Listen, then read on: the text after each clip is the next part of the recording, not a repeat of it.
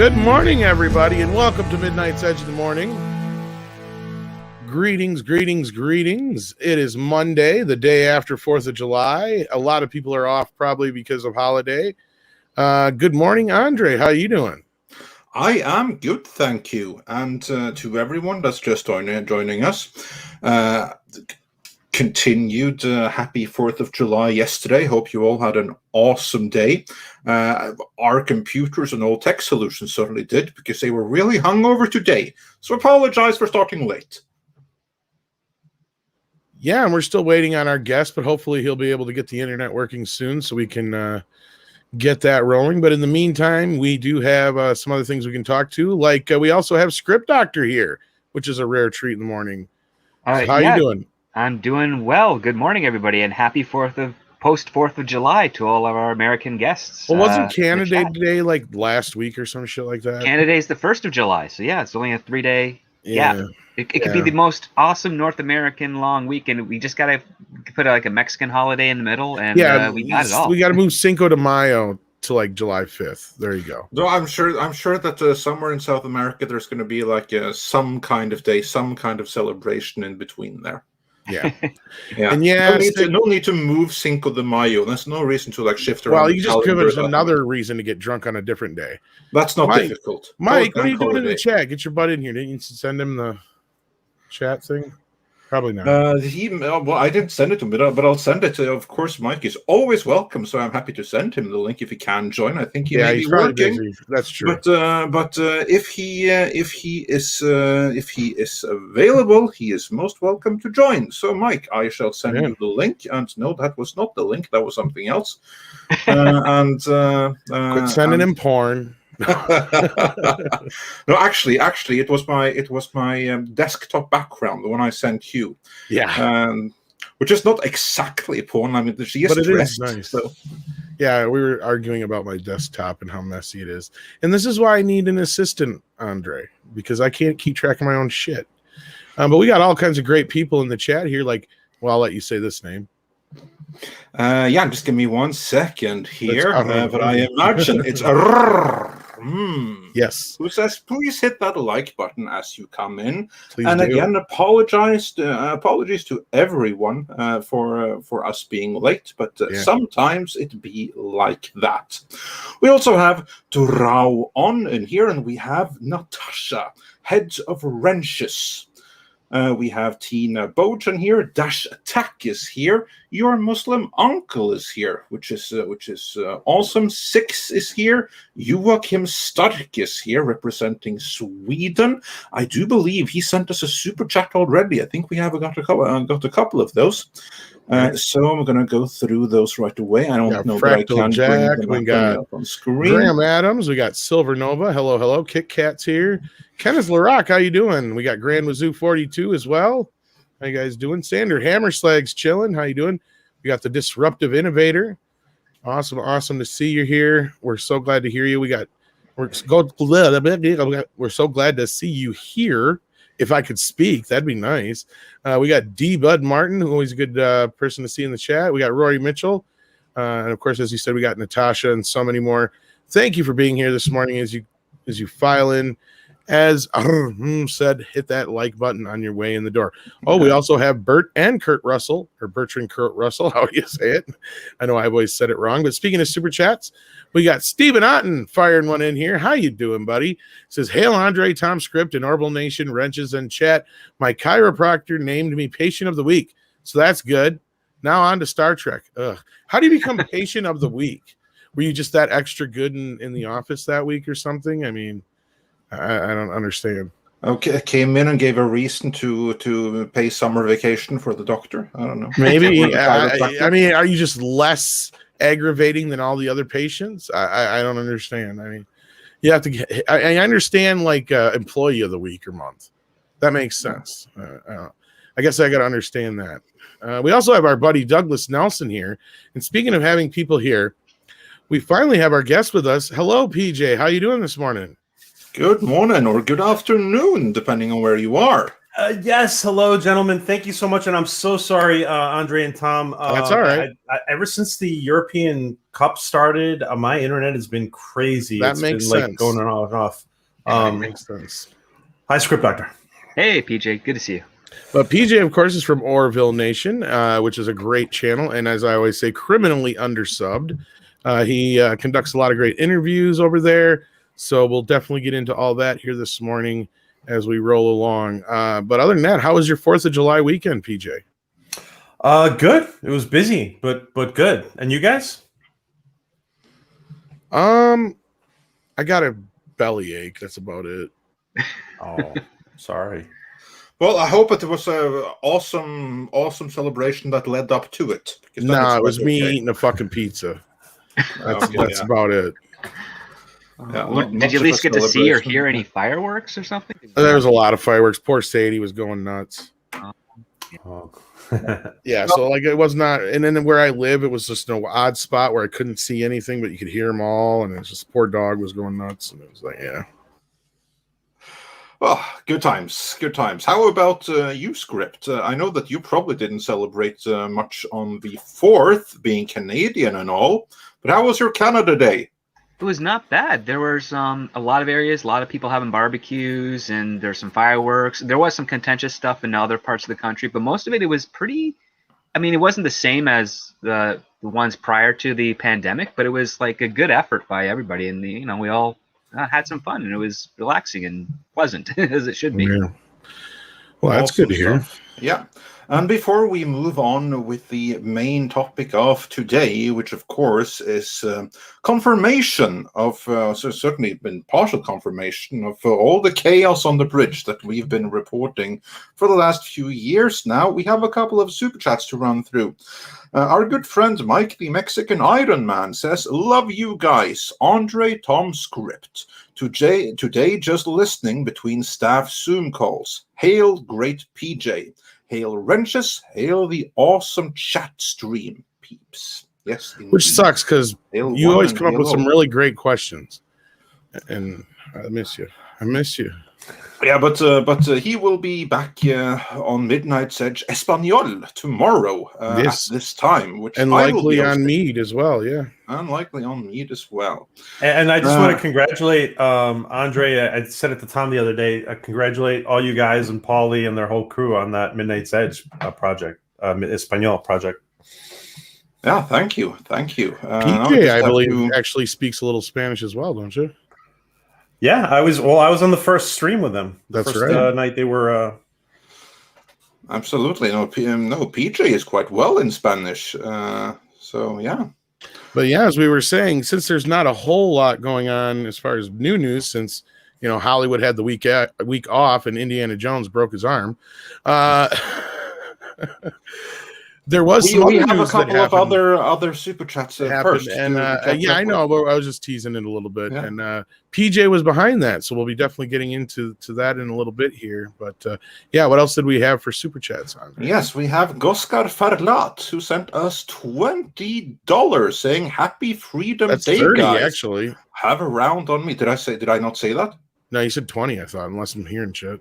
Okay, well, $30, and thank you so much for that support. That is much, much appreciated, and it goes a long way to keeping the light on. And on that note, your Muslim uncle sent us $4.99, saying "one light on." All right, I'll go turn it on. Hang on. Indeed. So thanks so much for that. And the light is on. Yeah. And Rog H says for $1 Canadian $1.99. Oh, sends a super sticker. So thanks so much for that. And so does Gran Wazoo 42. And then of those that we cannot bring up on screen anymore, we have, let's see. We have who said, "Hi, gents. Hello, everyone." Joachim Stark sent us 50 Swedish krona saying, "Good entertainment. Here, have money. Tusen tack, söta bror." And I'm just going to do a quick refresh, see that we didn't miss anything. We also got a £3 super sticker from KitKat. So thanks so much for that. Yeah. And then we just had Ram Bam 3000, who says for £5, just wanted to congratulate PJ on the awesome set he's sitting at. So yeah, that's very cool. And speaking of PJ, last week you had a certain moody someone on your show. Andrew Moody, actually. Yeah, exactly. That's what I mean. But when you have a name that lends itself to puns that way, then I'm not so used to you being punny, Andre. Well, I do try whenever I can think of something. Just next time you might break something, so be careful. Yeah. Well, let's be careful about that. But anyway, last week you had Andrew Moody on, who is a highly accomplished working actor. He has some great roles behind him. He was also in a season 2 episode of Star Trek Discovery, the one episode, Eden, I believe it was. This is the episode of season 2 where they find this church where all of the religions have decided that they're all in agreement with each other, and they have mashed together their religions into one. We are not going to go into how the writers deemed that even remotely feasible, but we will be talking about his experiences. And this ties back to what we were reporting at the time, which is basically that there is massive trouble and dysfunction at the very top of the production. And it spills from there to all other levels. Well, I think it needs to be set up front that, and I'm sure as PJ gets into this, he didn't even ask him about Star Trek Discovery, did you, PJ? No. And this is, again, like I saw some people... there were some people on Twitter. I don't get a lot of harassment on Twitter because we're very neutral. But there was a couple of people saying, "Oh, you're just going for clicks and stuff." But we're just celebrating dark matter is all we're doing, and he just needed to get it off his chest. It was all him. I didn't even know he was going to talk about it. Yeah, and I've known you guys for a while, and I can attest to the fact that yes, you guys tried to stay neutral as possible. In fact, I'm not even surprised by the fact that you probably haven't had me on more often for that very reason. Is we're kind of seen as disruptive in the Star Trek community, and I can understand that. I'd love to have you guys on more often.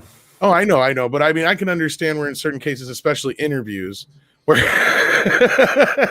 especially you could have some issues from people. But no, this is an interesting interview. Like you said, you guys started on talking about something else, and then he jumped directly to Discovery to contrast what he was talking about, his experience. It was on Dark Matter, if I remember right, specifically. And he just went into this description of the set being an extremely hostile work environment, if I remember the words correctly he used. Yeah, he was all right. So he was crazy excited to be working on Star Trek. And first of all, most actors, unless you're like, Tom Cruise or something, most actors are very open to work on anything because they're in a career where they don't have continuous work. So when something comes up, they're very open to taking it. And he was very excited because it was Star Trek and he's a fan. He had a wonderful experience with the crew. He had a wonderful experience with all the cast, and Jonathan Frakes loved who was directing. Jonathan Frakes was directing. He loved his performance, and apparently when Jonathan Frakes left the picture and he was gone from the where they were filming, I think it's Toronto. The things took a turn. Right. And honestly, I was going to ask Andre. I did ask you in private, but I'll just ask you right now. Do we want to just play the clip from the show here? I can probably bring it up. Well, if you have it, absolutely. And give me a minute here. Script actually did the work of finding the actual area. That's because we watched it on Midnight's Edge After Dark last week. and then and then we had PJ on as well to talk to him about it. So it just kind of blew up. It was like everywhere. Let me grab. If I could just say thanks to Script Doctor for all the support he's been giving us the last week. He's been exceptional. Thank you, Script. Well, Script actually has an attachment to this, don't you, Script? Andrew Moody was one of my teachers in college. Yeah, oddly enough. So we know this Star gentleman. Trek. Yeah, we talked Star Trek a lot because one of the things I knew going into college is that if you could ever work on one show ever, it would be Star Trek, because number one, it's always a great environment, even with some of the issues that you had at the beginning of Next Gen. But like at the current time, it was such a great environment. Enterprise was still running at the time, and the fans were fantastic. They loved there's not really any hate towards any of the actors or writers or people who work on the show from Star Trek, because they do such a good job and the fans respond so positively for it. You'll always have a great relationship, even if you're not getting much work after your time on Star Trek. So it's a boon to your career to be on Star Trek. And like, that's what I told him. We would have fun discussions about that. We do dialogue scenes and all those types of things. And and so when and he didn't tell me at the time that he was on Star Trek Discovery. I found out when the show aired. And then I reached out to him and said, like, dude, I didn't know you were on that. That's awesome. Like, what's going on with the thing? And all he told me was like, well, it was a blast working with them. And showrunners are different now, so I don't know what's going on next. But and that was kind of like it. And I didn't learn of any of the I've heard rumors of various issues with regards to the writer's room and post-production stuff, of course. But I did not know of his personal experience until I was watching the Dark Matter stream. And that was like, this kind of shocked me a little. But shocked me in the fact that he didn't tell me, but I'm not surprised that he went through those types of things from what I've been hearing over the last 5 years of that show. Right. And Andrew's not just some like new guy to the business either. He's been around and he's done a lot. So I think that needs to be said.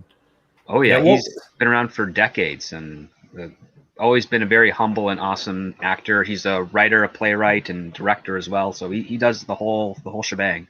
Script, what was the film awards that he's been asked to be a judge in?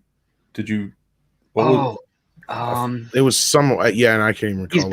I'm pretty sure he's participated in some of the Junos, which is a Canadian type of Oscar thing up here.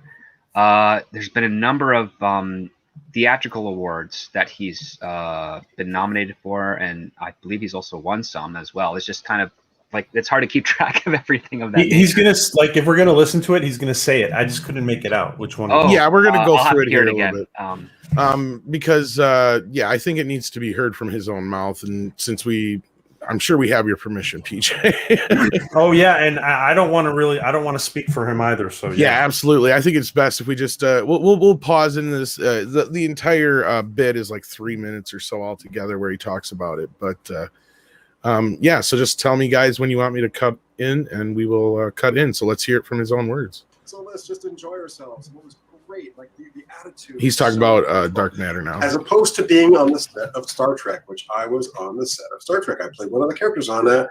Worst experience. Sorry, I will be very careful about what I say. Don't be sorry. I mean, it's your career. I know exactly. Okay, pause it. Okay, fucking Nina. The thing I will say about working on Star Trek is I got to work with Jonathan Frakes, and he is a gentleman. He is brilliant. He's a great director. Beautiful human being, so supportive. The cast on that set, great people, wonderful people. But I could tell.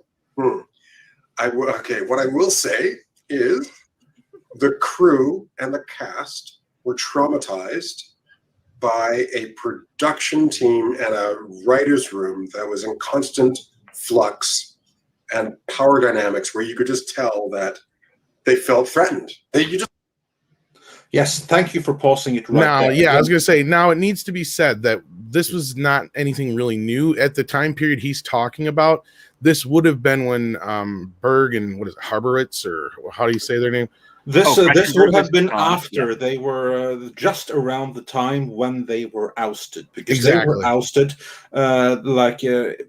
after the first few episodes of season 2. Yes. And what I will say about it is that what was reported at the time, you then had like these rumors that were leaked that they were supposedly tyrannical.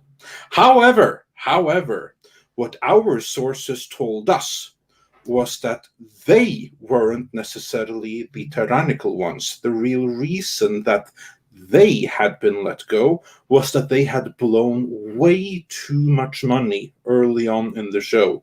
And I'm sure they were under a tremendous amount of stress, which I'm sure left them to be perhaps, shall we say, not delicate in their dealings with people under them again.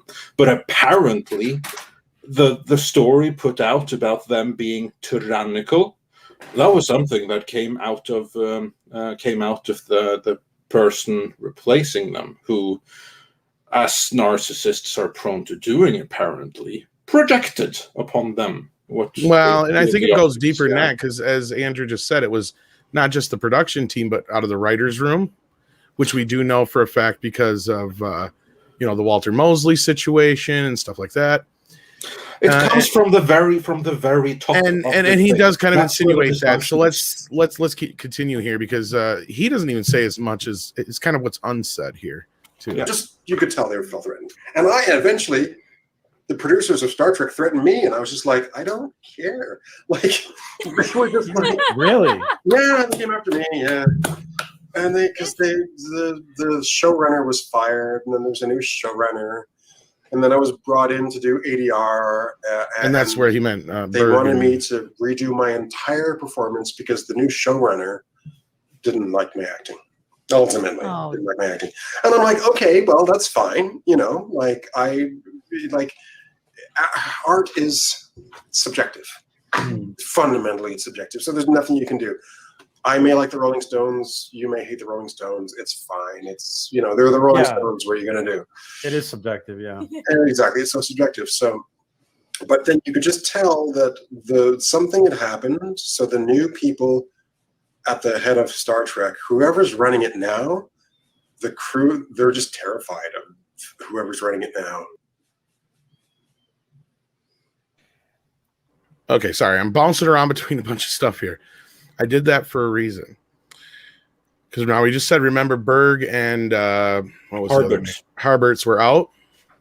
Does anybody remember who took over the show after them? Anybody, real quick. Let's see who else remembers. Does anybody else remember who took over the show? Goldsman was close. No, what's that? That was later. That was a little later. Alex Kurtzman wasn't it? It was Kurtzman Alex Kurtzman himself. Alex Kurtzman personally, who stepped in, because here's like the thing: the very, very first showrunner was of course the one who set up the entire show to actually be part of the original series continuity. Brain fart, I forget his name. Brian Fuller. Brian Fuller. Yes. He was the original, but of course that's when Secret Hideout came in. And when they came in and they radically changed the entire concept, then he was ousted and he was removed alongside Nicholas Meyer. Yeah. He was also removed. And then the people who were given battlefield promotions to showrunner, that was Harberts and the other one. Gretchenberg and Aaron Harberts. See, I can always remember Berg's name, but I can't remember Harbert's name. I remember Harberts. Then we got it. So as he said, they were already gone, and now he was dealing with quote unquote the new showrunner, who was the old showrunner. As the old Who song goes, the old boss same as the old or new boss same as the old boss. In this case, it is the old boss, the one who really had been in charge the whole time. To a point. Were you going to say, PJ? Sorry. Go ahead. Script. Sorry. No, go ahead, PJ. No, finish your thought. Well, one of the things that I kind of learned just over this last year is that even though Alex Kurtzman is the showrunner or claims to be the exclusive showrunner of Star Trek Discovery, and Akiva Goldsman is the showrunner of Strange New Worlds, I've learned that's not actually the case. There's actually a person under them that is actually doing all the actual work and the one really in charge. And those two guys are off doing their own thing.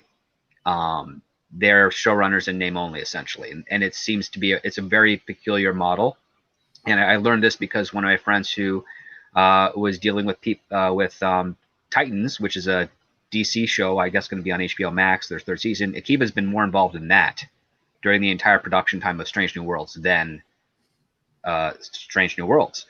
And there's someone else actually like kind of running and organizing and doing all the stuff there. And this would be the same person that's been doing Star Trek Discovery, right? To a degree. The writer that's on Strange New Worlds has some stuff with Star Trek Discovery, but I think I keep forgetting his name because I've never heard of him before. Yeah, but because I have some exclusive information that I learned from one of our sources about Strange New Worlds. Remember how it was the same promise about that as it was for each new season of Star Trek Discovery? That this one is going to go back to the roots. This one is going to go back to being the Star Trek that everyone wants, right? Well, what I have learned from one of our sources is that, they may have said that, but they didn't mean it. Strange New Worlds is apparently Discovery all over again in every single detail. Maybe more episodic, but that's about it. Yeah.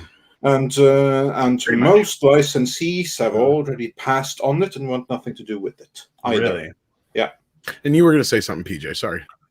Yeah, well, we had, and I don't mean to mix things, but this past week, Script Doctor and I have been having conversations with the person we interviewed last night. She was a creative member of the team, and her perspective was very different on about with regards to the environment there. It's true that her ties, or she has a lot of ties to the writers' room, but what I can deduce from this is there are certain people in their writers' room who are maybe kind of favorites, and maybe these favorites are being spared some of this. So I just wanted to just to paint the framework, or give the framework that there is different perspectives on all this. Well, that almost would jive, or at least work with the idea about what Walter Mosley being ousted. Because, I mean, he was simply ousted because he used a word that made somebody feel uncomfortable in the writer's room. And they blew a whistle, and he got a nasty phone call. Yeah. And I get it. You could say that his reaction was a bit of an overreaction, but at the same time, I don't think so. I feel like somebody of his caliber deserves the respect of getting a phone call from at least the showrunners, if not Alex Kurtzman himself, saying, "Hey, look, this is, what happened, and I get it," and at least kind of smoothing the roads between. And instead, it just burnt one big bridge, if you ask me. And his reaction is also sending a message, I think. Exactly, and Walter, as was nothing but a gentleman in the entire situation, because he never even mentioned CBS or Star Trek in his entire story. It was them who came out in defense of themselves and made themselves look stupid, if you ask me. And as Arun points out here, Walter Mosley is a very prolific author and writer. He wrote Devil in a Blue Dress along with many other things. So to have him, the caliber of somebody like him, work on Star Trek was a big deal. And even somebody like Michael Chabon, who is normally known as a really great actor. I mean, his work. Writer. Writer. I'm sorry. Did I say actor? Jesus. The weird videos he makes, he's definitely not a great actor. No, not at all. No. But we won't get into that, because then Andre will get down a rabbit hole we don't need to get down. Yeah. But no, even somebody like him who's a veteran writer, he left, and it was almost, I'd use the term ceremoniously, because he basically announced it like, "Fuck this shit, I'm out," in so many words. He was very gracious about it, but I mean, to just kind of leave the way he did was kind of, he didn't really leave. He was kind of fired. Let's be real. Fucking Goldsman came in and took over for him and revamped the entire show. I'm talking about Picard, of course. But anyway, you were going to say something, Andre. I'm sorry. Yeah, I was going to say that all that goes to show is the problem that is at the very, very top. Because there are many extremely talented writers that have been involved with Star Trek Discovery and Star Trek Picard for that matter. I mean, if you look at some of the past credits of many of the writers, they are very skilled people. But when they come together in that writing room, they deliver, let's be honest, drivel. And that has to be because someone higher up is not fostering an atmosphere and an environment that allows them to be properly creative. Then there is some kind of mandate or other dysfunction, which means that only craziness can come out of it. And that's indeed what we're seeing. Well, and you also have a situation where you have two opposing views. And we know this now, even confirmation-wise, from the man himself, because Akiva Goldsman said when he was brought in, he did not have the same vision for Star Trek that Kurtzman did. And he in so many words said they probably butted heads. I'm willing to bet. And we know that. So you have two different people that are kind of steering the ship on this thing in completely opposite directions, it sounds like. And then if it's true what Script is saying, where you have underlings under them, I mean, and this just goes to show the same kind of dichotomy we have over at Lucasfilm, where you have satellite mom not paying attention to what's going on with her kids, while you got one kid running amok, destroying everything, and the other kid's trying to hold up the fucking fort. I mean, I don't see anybody holding up the fort here. That's the only difference. What do you say to that, Script or PJ, on that part? What Script says to me sounds about right from what I've been hearing, and it just like it comes to mind. What comes to mind is there's too many cooks in the kitchen. Everybody wants to be a boss, and the bosses get somebody else to run it. And go ahead, Script. Sorry. Yeah, it seems to be basically a lot of delegation that's being done, at least in this writer's room. And oddly enough, what we're learning more about the Disney Plus TV series that they're doing with the WandaVision and Falcon Winter Soldier and so forth with Loki. Like they have their show runners, but they're not really show runners. They're like show directors or show operators. And Kevin Feige is the guy that's at the top of each one. It is what seems to be the infrastructure over there so far, and unless that we get more information, that's as far as I can tell from it. And it seems that a similar model is being used here. We have Akiva Goldsman is the quote-unquote showrunner for Strange New Worlds, but he's not really in the writer's room. He's and not really Picard, don't forget Picard. And Picard, yep. And he's not really doing a whole lot there. There's other writers under him that are kind of taking point on all that. And a showrunner's job isn't just regarding the scripts. It's also solving problems, making decisions on appearance, of how things are being built, props, directors' input and notes, and picking directors as well, involved in casting, like a whole slew of things. There's a lot of duties a showrunner is required to be involved with. And given the fact that we have Alex Kurtzman supposedly showrunner of Star Trek Discovery and of Clarice, that's way too much responsibilities for one person to handle. So clearly one is not actually him being the showrunner, he's just there or taking the credit, and someone else is doing the work. And I think, and the same thing for Akiva Goldsman, if he's also showrunner for season 2 of Picard and Strange New Worlds and Titans, there's just not enough hours in the day for him to do all that stuff, because some of these productions do have overlapping schedules. Right. So yeah, there's clearly strange things are afoot at Secret Hideout. So, well, and sadly, I wish it was more so like Paramount was coming in to clean house and all these kind of things. But the more and more I hear about it, is they are just so fucking clueless as to what they're doing. As I constantly think their hands are tied still again, because on certain things, yes, yeah, but they're so clueless on things that they have no hands tied on at Paramount. I don't even need to get started on Ninja Turtles and how they don't know how to fucking deal with that. I mean, and so that exactly tells me what the problem is at Paramount, and that is they don't know how to deal with this shit. They don't have a strong visionary person there who can handle IPs like this. Yeah, well, a lot of people left during that initial split in 2005, and they haven't been brought back. Yeah, that's the thing. I just want to bring up real quick. We have a super chat from Michael Miller who points out all showrunners are jumping ship. The shows are dead on arrival. And yeah, I don't think I've ever seen such a revolving door of showrunner on anything as I have on the Secret Hideout Star Trek series. Only I mean, other when place you I have- can think of is Lucasfilm. Yeah. I think Sliders back in the day, but they got that fixed when That these are the ones that we Yeah. have to bring up in conjunction with Star Trek is certainly not a good thing. Well, though. yeah, and the other ones you always bring up, of course, are the ones like Dexter and a few other places, and that's generally where these shows tend to go off the rails, Andre, is when you change a showrunner or a visionary, the person who had the initial idea or the concept.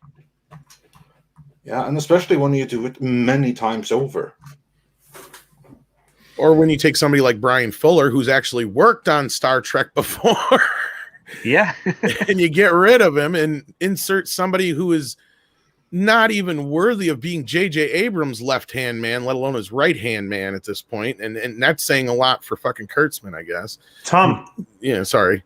Oh, no, finish your thought. Well, I was going to say, in JJ, he's nothing to talk about anyway. Go ahead. Sorry, PJ. I know. No, you bring up a question that I wanted to ask Script Doctor, actually, because the new showrunner for Picard is somebody who is a very junior person under Rick Berman, and he worked on Enterprise and Voyager. His name is Terry Metalis, and I've heard rumors that he's been brought in by Paramount to kind of, you know, bridge the gap between the new Trek fans and the traditional fans. I mean, do you have any opinions on that, Script? I'm curious as to how Paramount managed to get that involved, because when it comes to Star Trek right now, they're still under that production contract, which means that Paramount doesn't have as much say in the creative aspect of things as they would normally. Like when they were under the Berman era and of Star Trek, there Paramount could be fairly involved, and CBS at that time, because it was a different in-house production company. But Secret Hideout is a third-party production company. They just have a contract with Paramount, and yeah, There could be a loophole here. there might be some. Yeah, there might be a loophole that we don't know about. And this might tie back to what all was going on this last year. Also, before that, I just want to point out something that that many are correctly pointing out in the chat. New Star Trek fans? What new Star Trek fans? There are no new Star Trek fans, and we can actually prove this from looking at the ratings that Star Trek Discovery got when it was put on regular broadcast to CBS, where it was dead last in everything, including Infomercials, losing out in. Yeah, it lost out to infomercials. It lost out to Some markets, I'm sure. reruns of reality TV. This is a series like there are no fans. I mean, I was kidding about the infomercials, but yeah. You have like a couple of hundred stands on Twitter. No, I don't even think they pulled in hundreds of thousands of viewers in those last few episodes. From my recollection.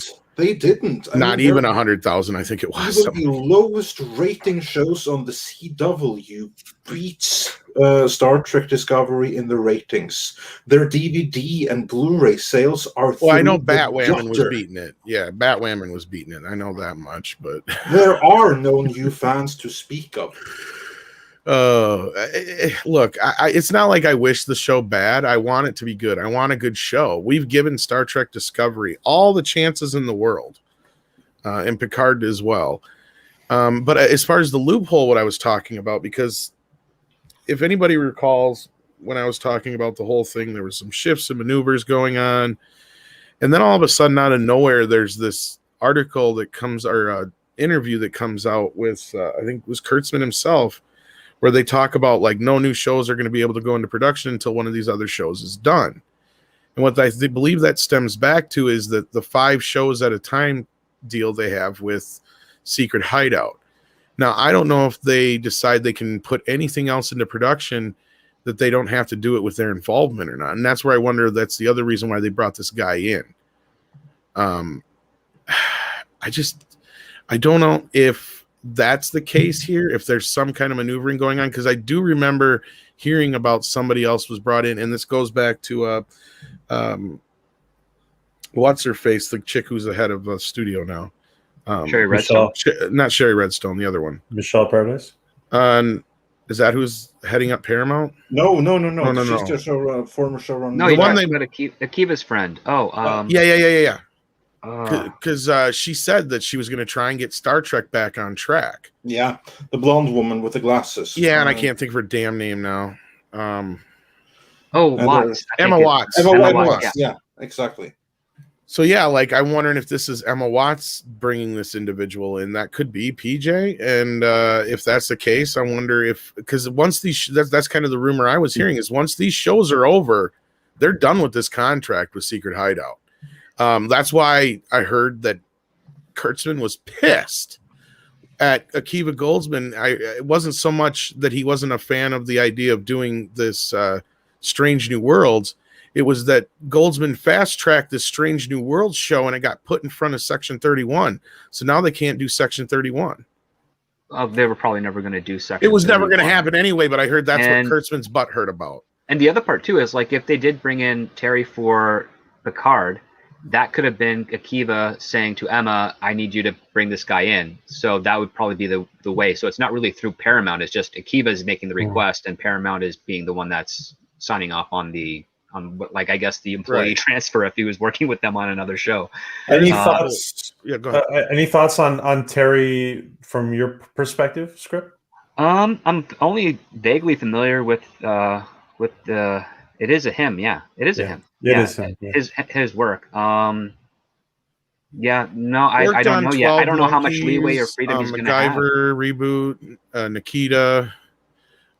Got some work. Obviously, worked on Voyager and Enterprise. Yeah, but the thing is, like again, I don't know how much actual input he's going to have with regards to the show. It still goes up that chain of command, and that chain of command ends at Secret Hideout. It doesn't end with Paramount. Looks like it had heavy worked quite a bit on Enterprise. Actually, it looks like during the first 3 seasons or during all 4. He's listed on all 97 shows as a production assistant, and so he's been around. So he's all right. So he was a PA and probably he's at least around it. Yeah. So like I'm saying, and then Voyager, a couple episodes, but it looks like it started pretty late in Voyager. But yeah, so since basically looks like he was with the Star Trek production for a good few years here, 4 years or so. So yeah, he might be important in the writers' room, or he might be helping the team there run the show a bit more with a bit more efficacy with the costs. Because if he's the production assistant on Enterprise, and that show was run very well, because again, it was like everybody who worked on that show had years working on, like over a decade working on Star Trek, so they knew how to make it on time, under budget, and effectively. So I'm like crossing my fingers they're able to do that here, but Picard is wrapped production as far as I know. For the season 2, yeah. So I mean, that's kind of like that's ahead of schedule as far as I know. So maybe that could be his doing. Ben Saxon, no, actually, it wasn't a foregone conclusion, and we know this from Goldsman himself, because in the interview that I was referencing earlier, he said that he was the one who was upset that none of these characters were involved in the first season, and it was his request that they were brought into the second season, and then due to the success of how Christopher Pike was received by the fans, this pushed him to the idea of doing Strange New Worlds. Kurtzman had nothing to do with that at any time, really. He just allowed it to happen, basically, is my understanding, and that's from Goldsman himself, unless anybody knows anything differently.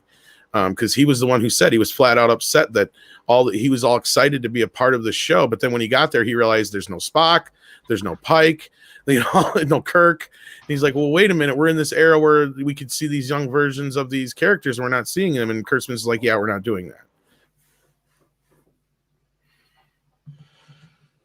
Yeah, that's my recollection, and then that's where season 2 was like they were boasting, it's going to be more like classic Star Trek, remember? But anyway, but no, that's my recollection, Ben, and that's in that interview if you want to check that out. But yeah, so did we want to move on with this here, or did we want to? Yeah, let's move on with that. But before that, we have a couple of super chats to go. Okay, I was going to say if you want to grab some super chats, yeah.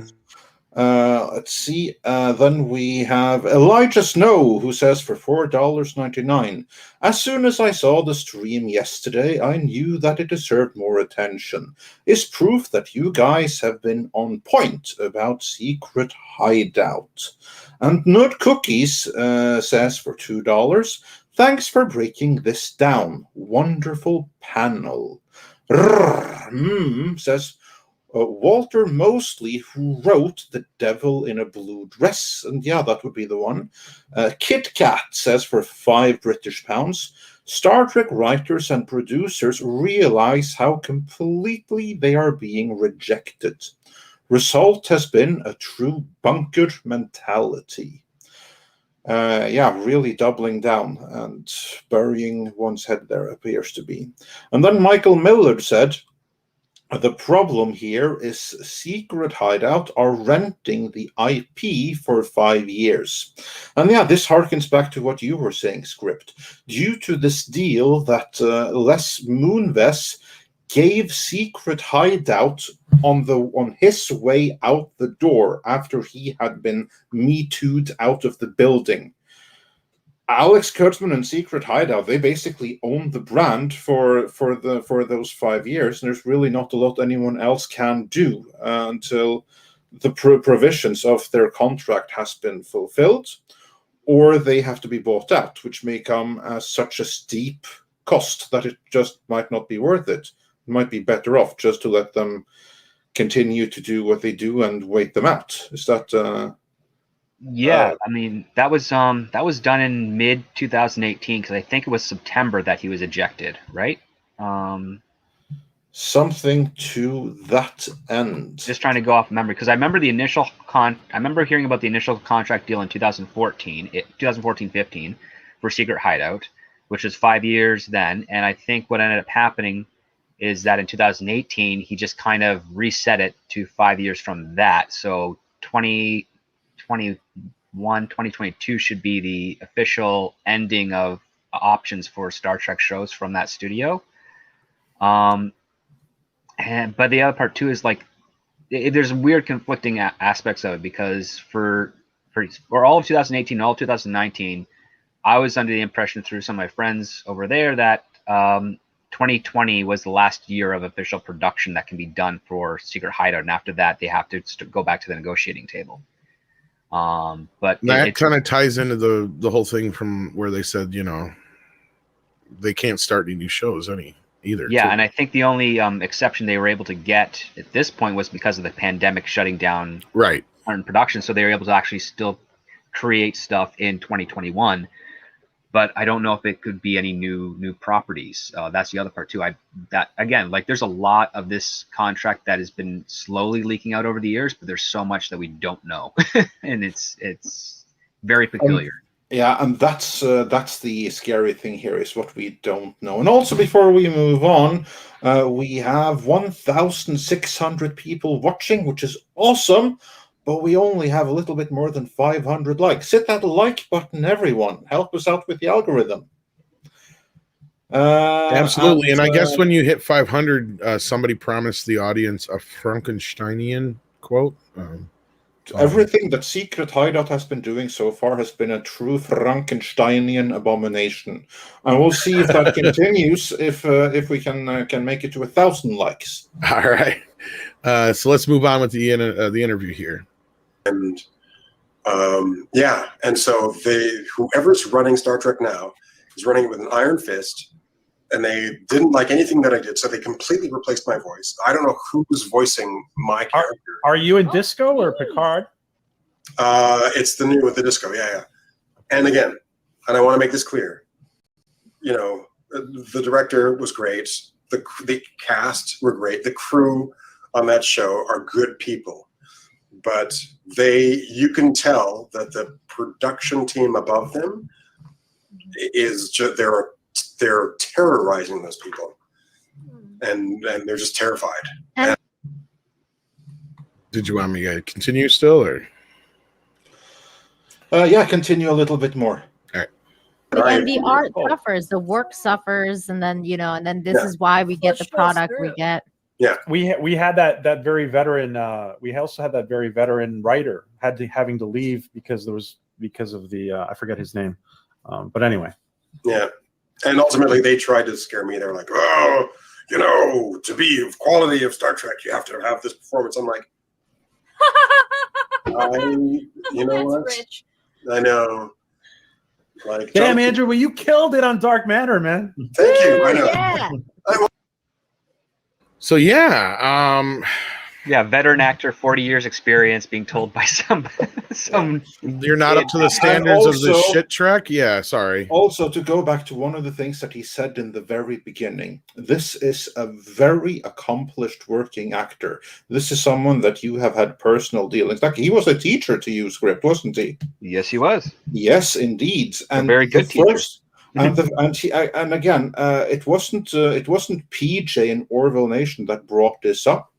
They were talking about the series that he's on right now, which is actually really, really good, namely Dark Matter, until he then suddenly contrasted that with the worst experience of his career, which was then Star Trek Discovery. I think weird that is because he something worked on that... Kung Fu: The Legend Continues with a drunk star. Yeah, exactly. That's kind of like what I mean. This is someone, he's been around towns, to put it that way. And when in a 40-year career, he highlights Star Trek Discovery as the worst experience of his career.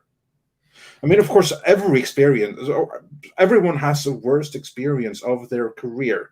But when Star Trek Discovery is highlighted that way, and again, there can be many reasons why things don't work out between a production team and any given actor. Can be many reasons for that.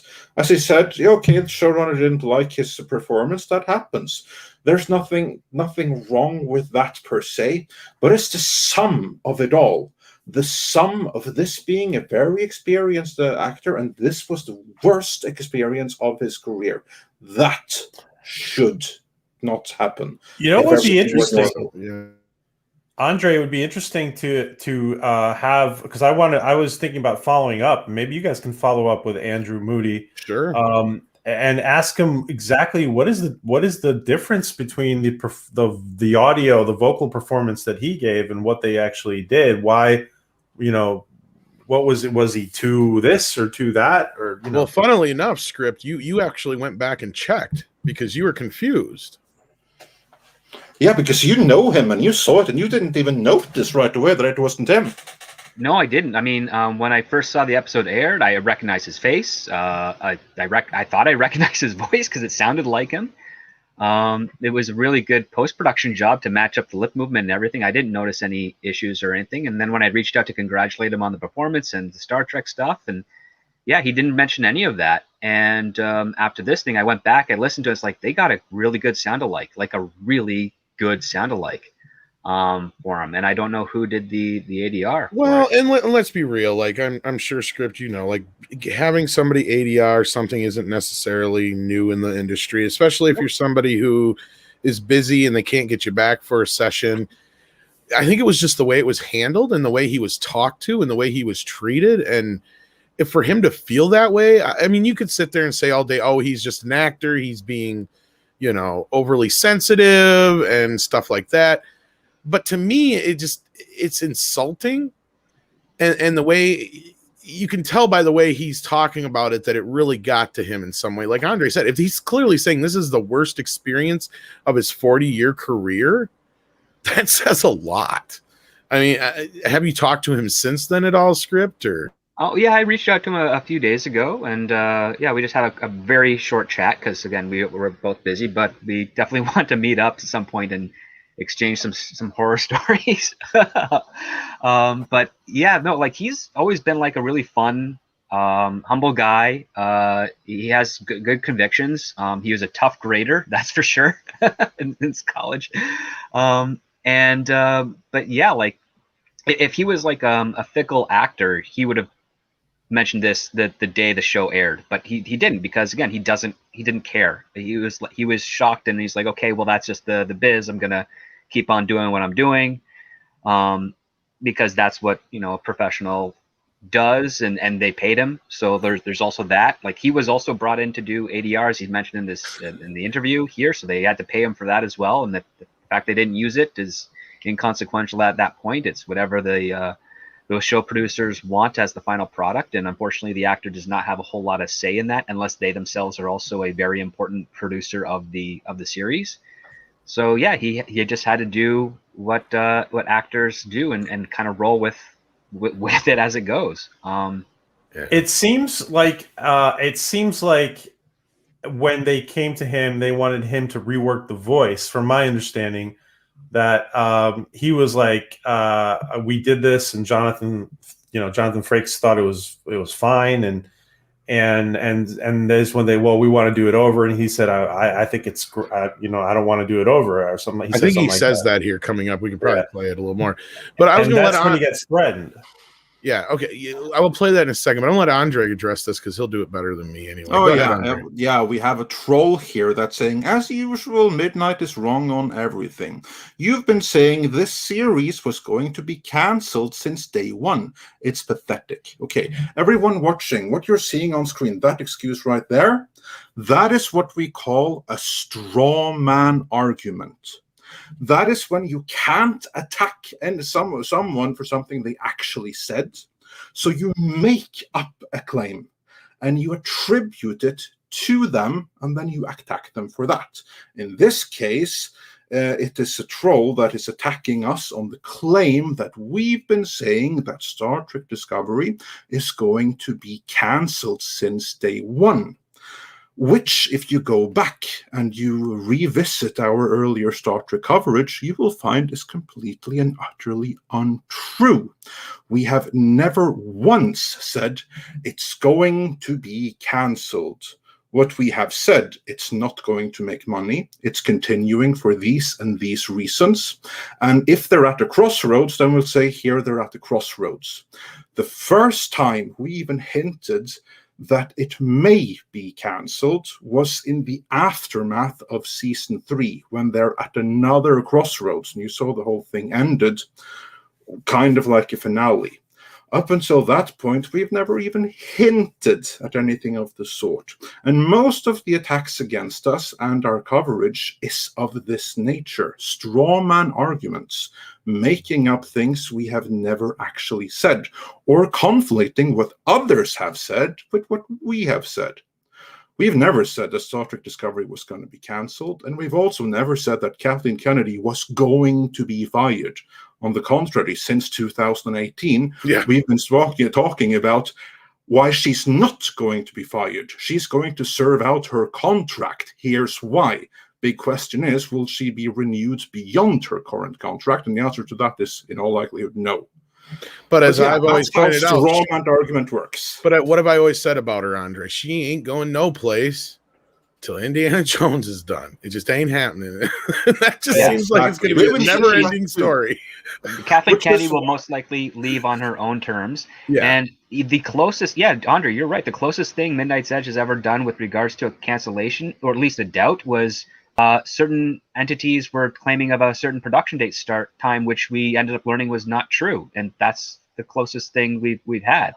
And the moment we learned that, then the correction came up pretty darn quickly. Yeah, it did. Yeah. So I just wanted to give you a second. Yeah, exactly. I also want to address that, because so many of the people that like to accuse us, they use these kind of straw man arguments, attribute statements and claims we have never made, and then attack us on that. Yeah. I really like how some trolls are even saying that, we said that Beyond would never come out. Our Star Trek coverage didn't even begin until after the release of Star Trek Beyond. No, but I think we did say pretty early on that the chances of Star Trek 4 happening were next to none. But we did say that. And where is Star Trek 4? Yeah, we've been through 3 different incarnations now that it's supposed to have happened. But anyhow, let me just say, you guys are really objective when you're covering stuff. We try to be. You guys are top notch. We've killed stories that would have probably got us like hundreds of thousands of clicks. But it's just, it's like this doesn't ring true, or something that doesn't seem right. It's like and that's the other thing is like if we really wanted to just go after random clicks, we just make up the most. We do some like National Enquirer type shit. Why would we do like some boring ass shit like we have been doing with some of this stuff? Because honestly, we haven't really done a Trek video in a long time. No, we haven't, because there has been nothing to do, and we don't go and run with every single story and every single rumor, especially with like the false stuff that's put out there. Others might do, and this is talking about so frustrating. But then if someone else, doesn't matter who puts up a video with an incorrect statement, then these trolls will also automatically attribute that to us. Midnight said this. No, we didn't. We didn't even make a video about it. Yeah, I want to see some more Inquirer videos of like Tom with alien baby and stuff. Exactly. And Bat Boy. Oh, that'd be fun. I did not have any children with that woman. I know. No, like a real bat. But anyhow. Anyhow. Yeah, but like, funnily enough, so here we go. He left us. Well, he didn't have to leave. We don't want people to leave. We love to hear, other people's voices. And PJ is somebody, like we said from the start, Orville Nation is a very neutral channel. You guys have never gone out of your way to talk bad about anything or anything like that, or even when any of your interviews. And like I said, I know one of the reasons you've never said it, and I don't expect you to bring like me on any of these interviews half the time, is because I could see how standoffish it would be to have somebody from Midnight's Edge. Tom, actually, that's not the real reason. I could imagine it could be though. No, but you know what the real reason is that I haven't invited some of you guys more often is because some of the people we interview, they feel like they're being very transparent and open and vulnerable, and they don't want to be on a panel with somebody who doesn't have their picture up. That's what it is. I can do that. I got tons of pictures. Yeah, I know. I mean, like that you be live on camera with them because they're live on camera. There you go. Yeah, that's a good one. I don't have a webcam. Well, scripted. Yeah, I'm like, no, I've been on camera before, but like with some people, it's been that. Some people is like, well, listen, if I'm going to be on camera, I want everybody else to be on camera. There he is. That's fair. All you got to do is ask. No, yeah, we'd like, love to have you guys on. No. Yeah. Like, the reason I bring it up is like you have always had the best integrity as far as like doing these interviews, and I don't even want to get involved because I feel like I'm taking away more attention from the interviewee. And the one time that I do recall you specifically coming to me, and it was the Alan Dean Foster situation, and I agreed with you there 110% on everything we talked about. And I'm not going to get into it all, but again, like, I think it needs to be said that this was a situation. You did not bring this up. Moody brought this up himself. It's not like we're trying to drag out old Discovery news for clicks to go back to that whole thing. And I'm glad Andre handled it the way it did, because the way I handled trolls that aren't named Shane is not very good. So, and if I can just add to that, the interview we did last night, which in many ways I think is even a bigger bomb than this. I was kind of obligated to do it last night because this person who is is a Twitter friend of ours. She's been a Twitter friend for about a year and a half, and she was on the creative team with Discovery and New Trek in general. She hasn't been paid in the year. She hasn't been paid in like 3 years, and she's in a dire financial situation. And I actually hope that that some of the two big channels, I'm not gonna mention them, that they're gonna interview her. But I was kind of obligated to go ahead with the chat we had last night because she needed to get her GoFundMe out there. I didn't even want to do it on my channel. So yeah, but in the meantime, that is someone everyone can go on over to Orville Nation and check out there, including the GoFundMe, and maybe we'll get back to it. down the line. Till then, Kit Kat also says exactly the same straw man argument is also used against Doomcock. Isn't true of him either. And then I'm also going to do some other of the older super chats before we move on here. Stephen Otten sent us $2 with no message, but thanks for the support. Kodiak Ghost sent us a £3 British super sticker. And Michael Miller said for 35 South African rand. This is also why they're rushing new seasons as they end their contract in April of 2023. They need to film it all fast. Which may be why Star Trek Discovery is getting season 4 and 5, but all at once. The two are just as long as season 3. So which I think was something else that we said was possibly going to happen, if I do remember. I do recall us saying something along those lines. That way, like when we say like these are the options, they can go this way or they can go that way. I do believe that is something that we presented as one possible way they could be going. And I have confirmation from a friend whom I'm seeing tonight who just left the set of Star Trek Discovery. They've shut everything down. They're done production. They finished over a month ago. So there's no more new filming, according to them. There's no more new filming of Star Trek Discovery. My friend's already been hired on 2 other projects that they're shooting in downtown Toronto this summer and next year. And they've been with the production since the very beginning. So that's what it is. Either they've gone with someone new and they're going to start up another production later this year, or they've actually shot all of their season 4 and their season 5 since November of last year, up until just a month ago. So I don't know all the details yet. Hopefully I'll find out something tonight if I'm able to bring up that conversation. But that's it for them. So I think the only thing left is they finished Picard and they're almost done Strange New Worlds, and the cartoon shows are finished. So those are going to be released. And I think, it's the air dates is going to be 2023 might be the last year of Secret Hideout Star Trek air date wise. I don't know about production, but definitely air date wise. Yeah, indeed. So it's going to be animation shows, from my knowledge, are the ones that they're like the most hands off of on anyway. So I know it's kind of an oxymoron, but I think you get what I mean. And even they aren't all that good.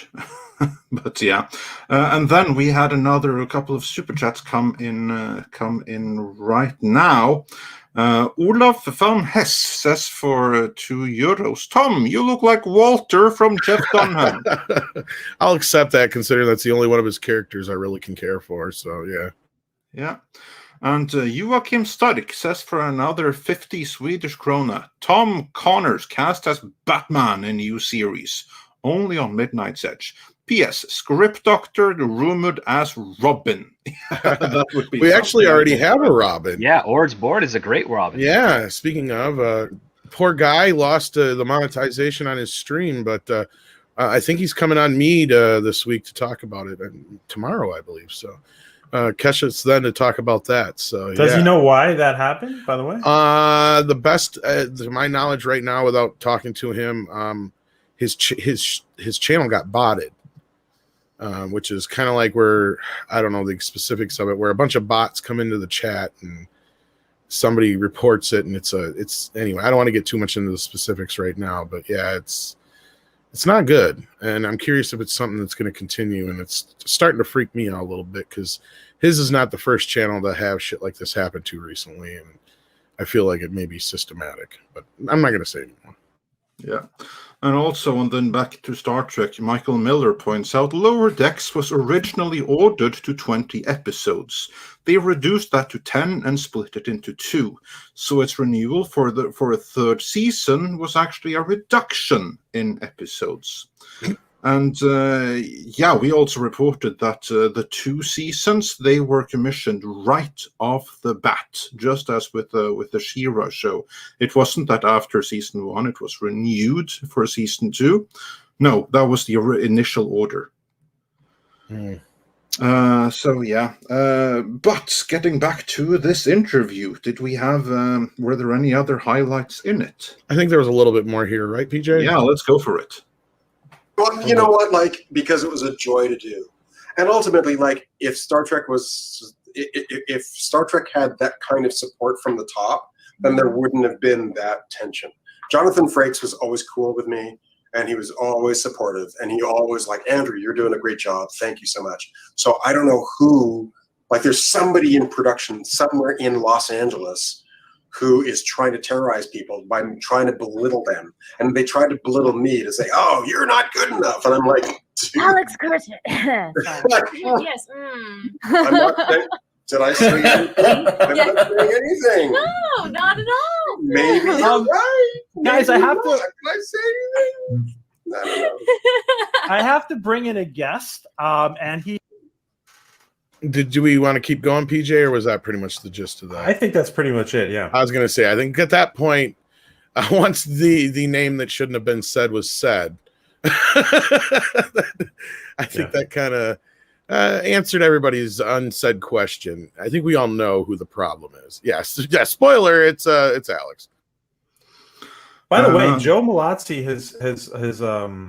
has often expressed interest in taking over Star Trek. Oh hell, I'd love to see that. He's one of the people that I would honestly at this point. My mom would do a better fucking job than Alex Kurtzman, and she don't know shit about Star Trek. She could tell you that's Spock and Kirk, and that's about it. You know, like no. Yeah, but in the case of Malozzi, he is a very, very accomplished showrunner.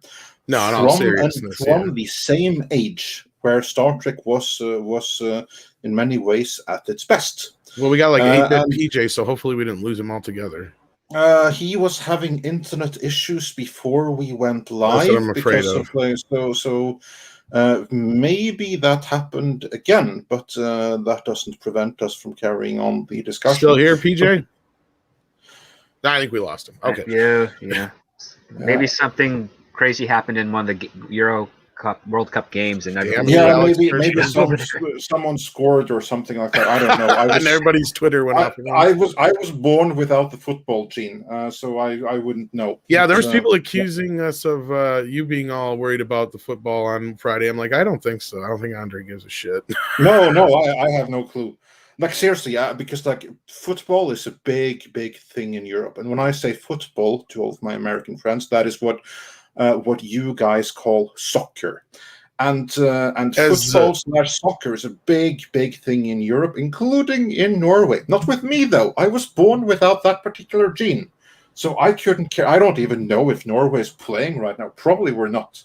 Yeah, and Stephen Otten, yeah, you'll appreciate this joke, Andre. PJ went to Plaid. He's gone to Plaid.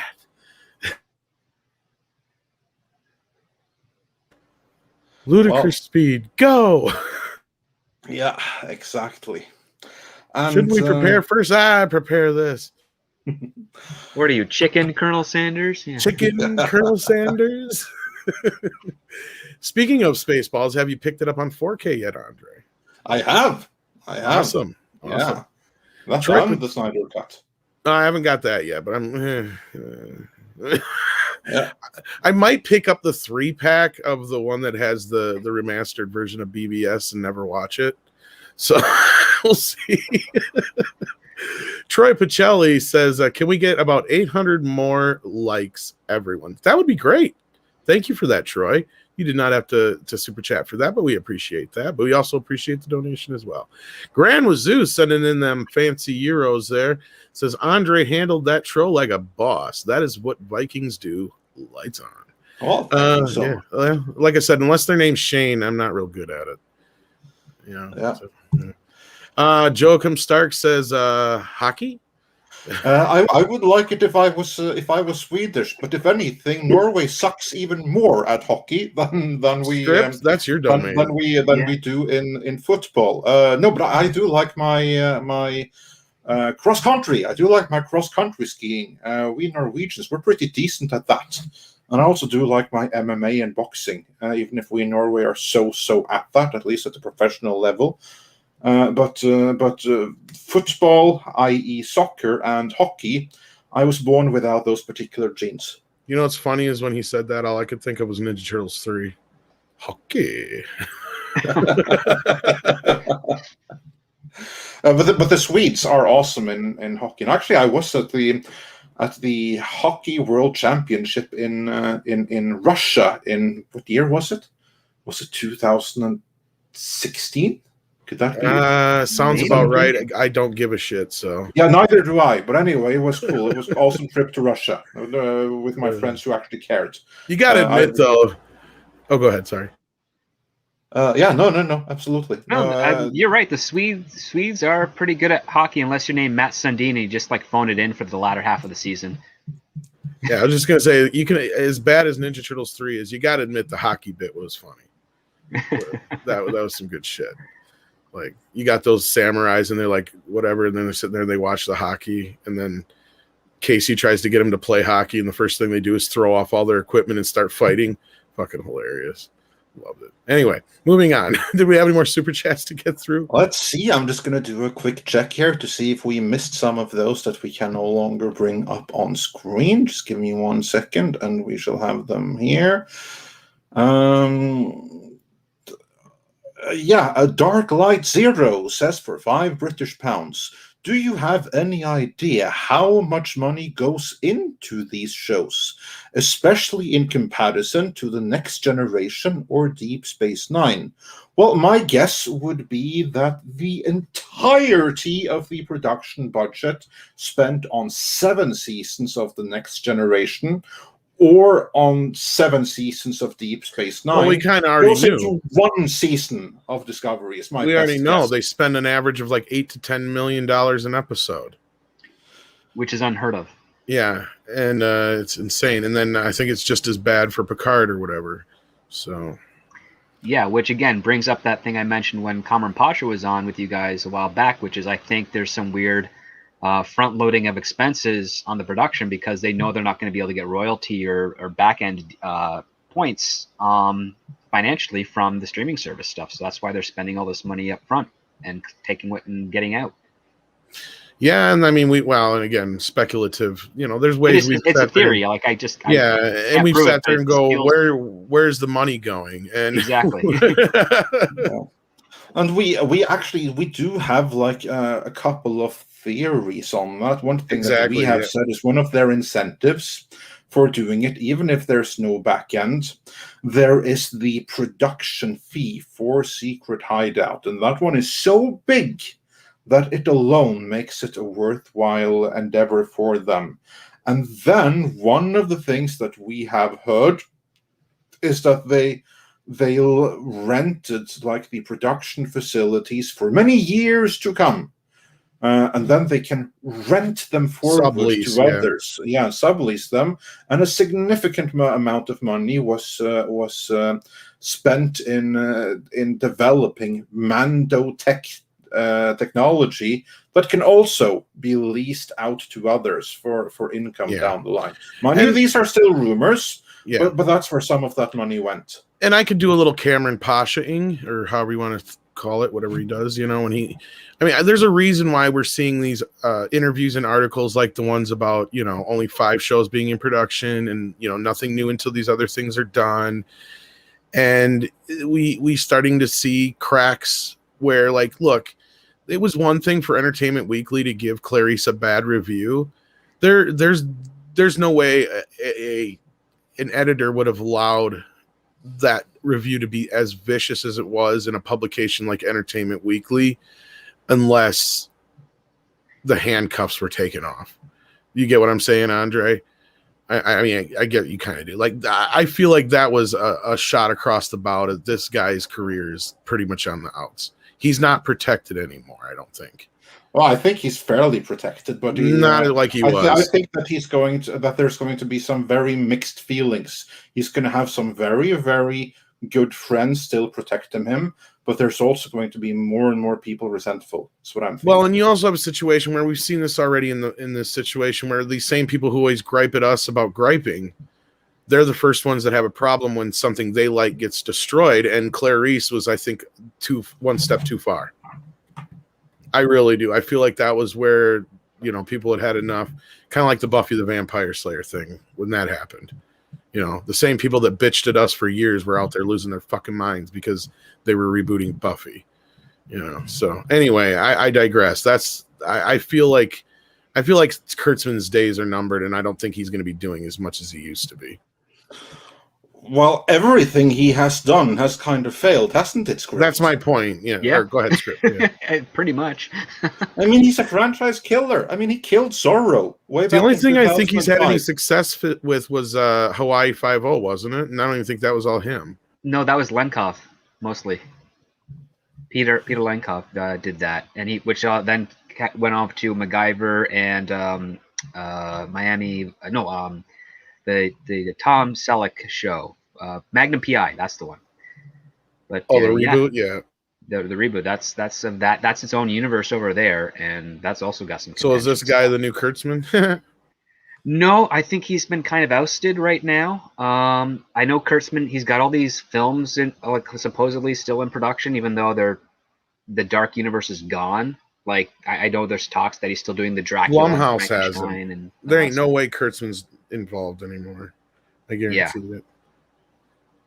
No, I think it's mostly like the people that rep him are pushing a lot of other stuff as well, of like that he's still working and good because as far as I know, he's got so much on his plate that he just doesn't have the time to really give anything attention. They're all just pending jobs supposedly, and I think it's oh crap, who's he with over at CAA? I can't remember. I think it's Todd something.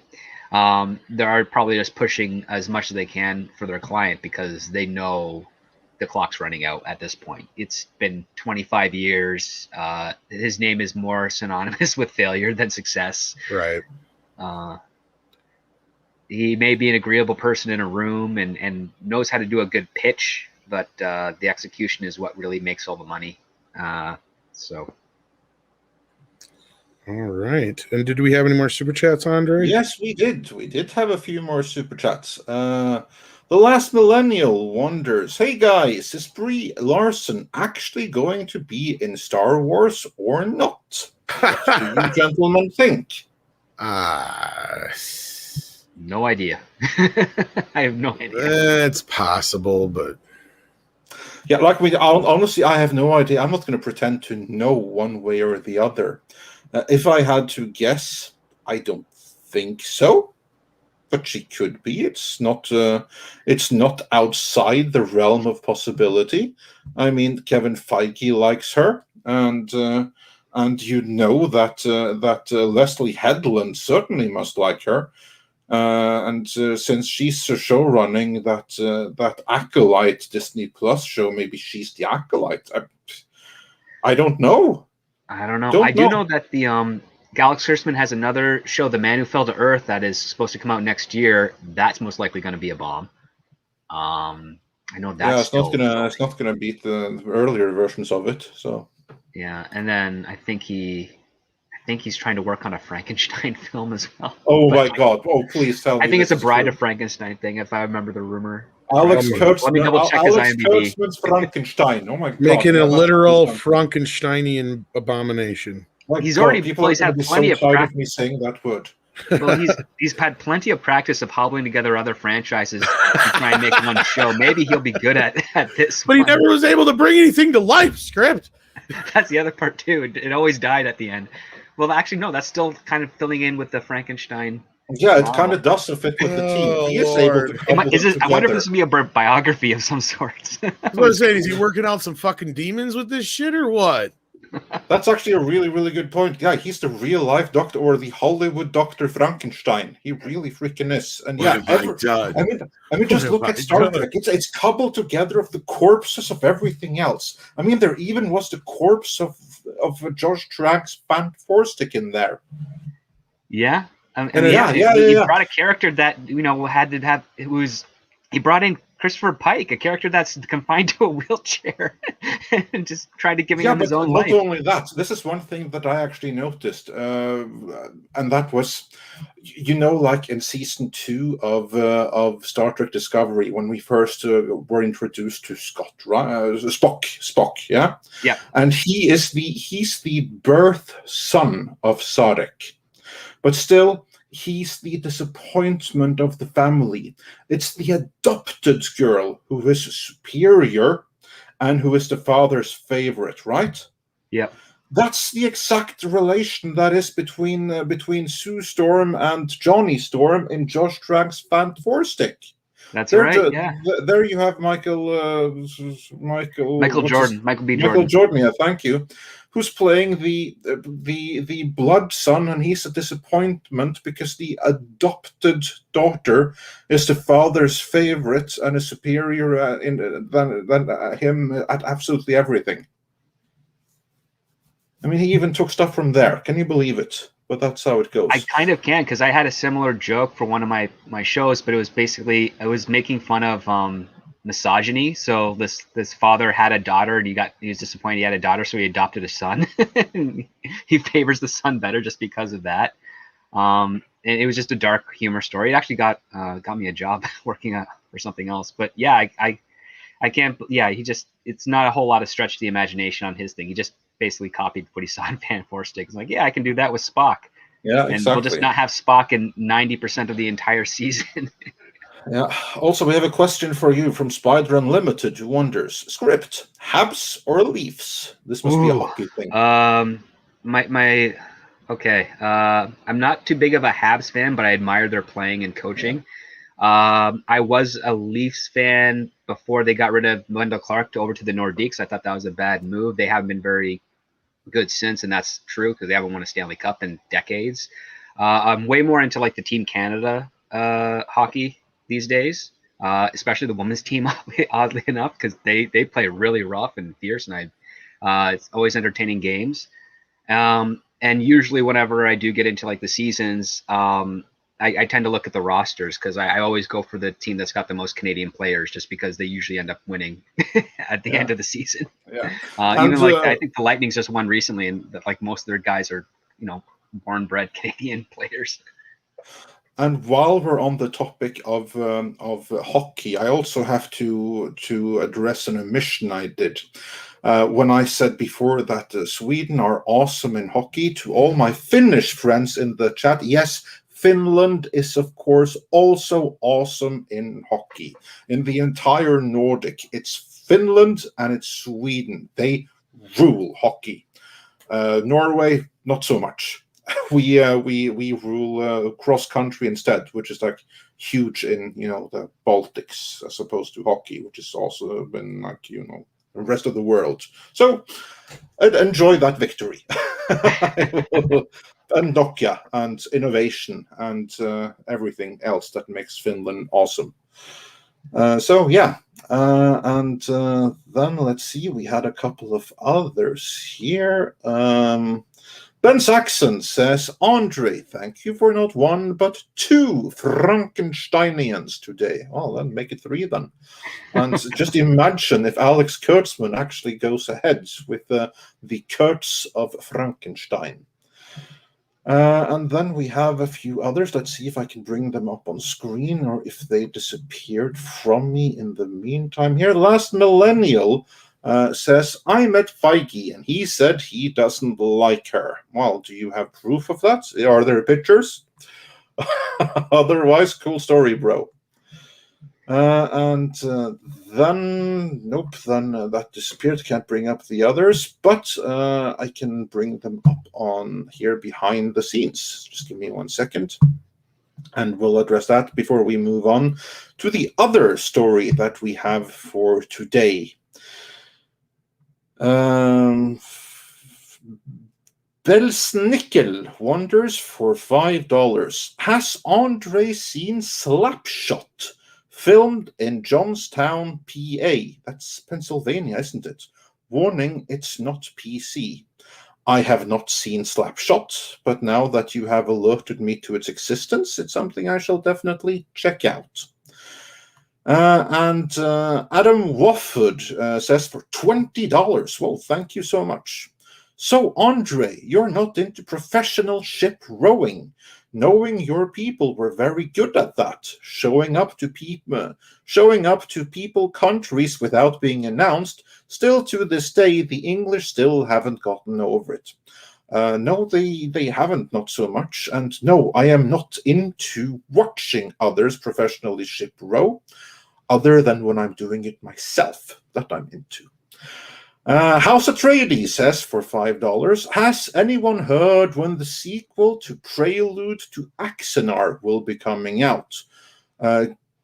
Gods, new so needs good Star Trek at this point. I think he means he really needs new good Star Trek at this point. Ooh, I well, have no idea when the don't hold your latest breath for iteration Axanar. of- It's, I yeah, was gonna say, yeah. I've read the script. It's not good. Well, either. Alec of the- can't hang which on of to a the script? director either. which of the scripts did you read? I've read 3 different versions. I believe the latest one I saw was the one that they shot in Atlanta. Just because I remember seeing some clips on Twitter of. Yeah, did they shoot anything yet so far? I think they did. They got the guy who played Martok. I keep forgetting his Jay something in costume on set. I saw some of that stuff there. I know that some filming has been done. But I wouldn't hold your breath. If you liked the Prelude thing, that's cool.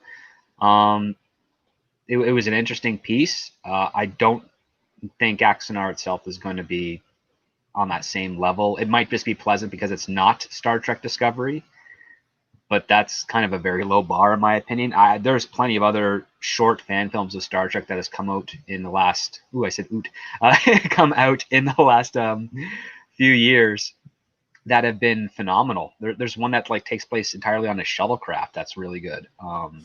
Michael Miller says that Interlude has been released. Is that Axanar Interlude? So there's a new Axanar thing out there in the ether? Could be.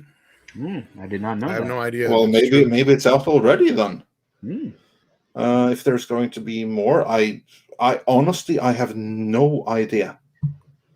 We'll just have to wait and see. All I will say about it is that I wish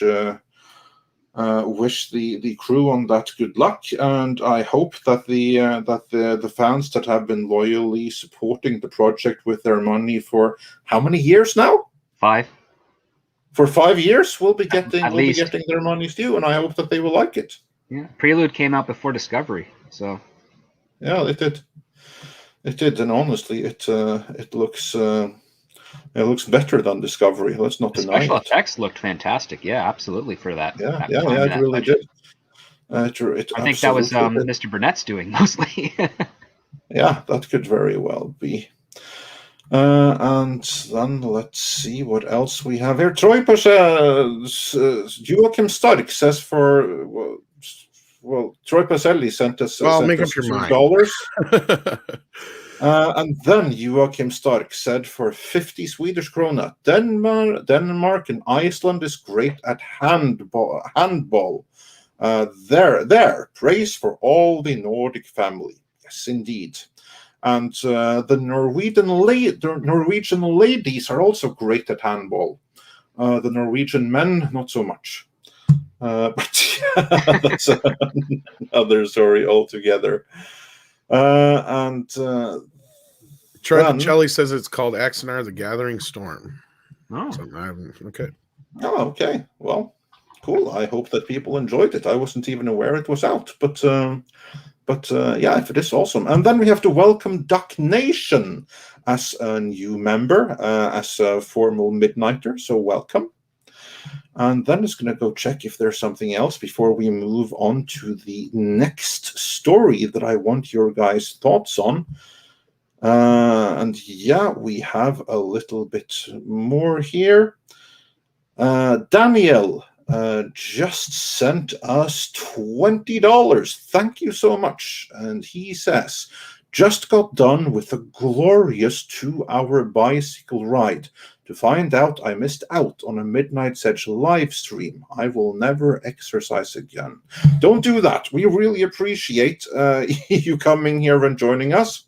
But don't miss out on working out. It's important to work out, especially cycling. You can always watch us later. Exactly. Or better yet, you can even if you have a good data package, just bring your mobile and listen to us on the go. That should be great with cycling, and also cycling is good for your heart. So So keep that in mind. So yeah, never miss out on working out. Take care of yourself and your health. Which is why I'm on a constant cycle of tacos. Yeah. And Olaf van S also joined us as a new member. So welcome. We're glad to have you.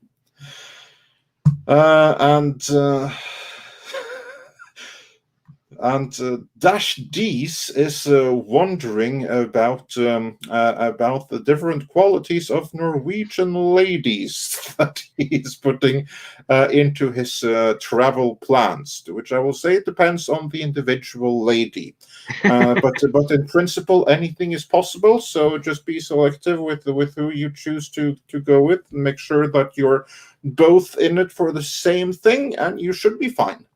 So there's no Are they as surprises for kinky as anyone. German chicks? Hmm? Are they as kinky as German chicks? Well, they're both Germanic, aren't they? Yeah, I mean anything in like the Northern Europe region is pretty great. Just put it out there like that. We're gonna score. And with that, I believe we are almost fully caught up. As a new member, Ulan van Hess points out, 40 likes left to get to 1,000 likes. So Wow. yeah, it would be great if we could get there. And in the meantime, we have another story that I want your guys' input on. Now, this is a rumor, and I'm going to share it on screen here. Just give me 1 second.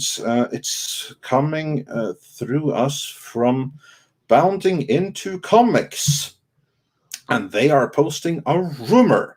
Namely, director Andy Muschietti, who is right now directing the Flash movie, which also features Michael Keaton's glorious return as Batman. But will it be so glorious?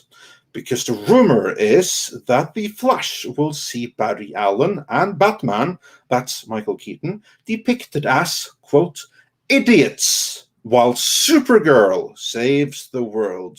The Supergirl would then, of course, would be Sasha Calle, a very beautiful woman who has a bone structure that lends itself to long hair. But they have made her a little bit more comic book accurate, at least where hair is concerned, and it doesn't really work with her face, so there is that. But anyway, the story then reads, a new rumor suggests that director Andy Muschietti's upcoming The Flash film may take inspiration from Disney and Rian Johnson's treatment of Luke Skywalker in Star Wars: The Last Jedi by emasculating and humiliating its two principal heroes, Barry Allen, played by Ezra Miller, and Bruce Wayne / Batman, played by Michael Keaton, in order to present Sasha Calle's Supergirl as the film's real hero. Well, I would hardly call anything Ezra Miller has done with the Flash masculine to begin with. So yeah, that is like my one thing about this story here is that emasculating that particular Flash. Yeah, okay, fine. He's already emasculated to begin with, or demasculated to begin with. The damage is done there. I mean, so just carry on. Like, just let him be himself. Job done already. But Michael Keaton's Batman, bringing him back only to Rian Johnson him. If that's true, that's a very different matter. It would be. And the other part too is like Keaton does love the fact that he played Batman, and he came back to the role. He's not the type of guy. I mean, unless he can think of some sort of comedic element to it, because again, he likes to tell jokes. I don't think he would buy into that interpretation of the character unless there was some sort of joke that everybody could be in on for that to make sense. Like, that's just outside of what I understand Keaton to be as a performer. Yeah. Well, we don't know about that then, because Bounding Into Comics then refer to Cosmic Book News And then they say, the news outlet feels that this attempt by Muschietti and Warner Bros.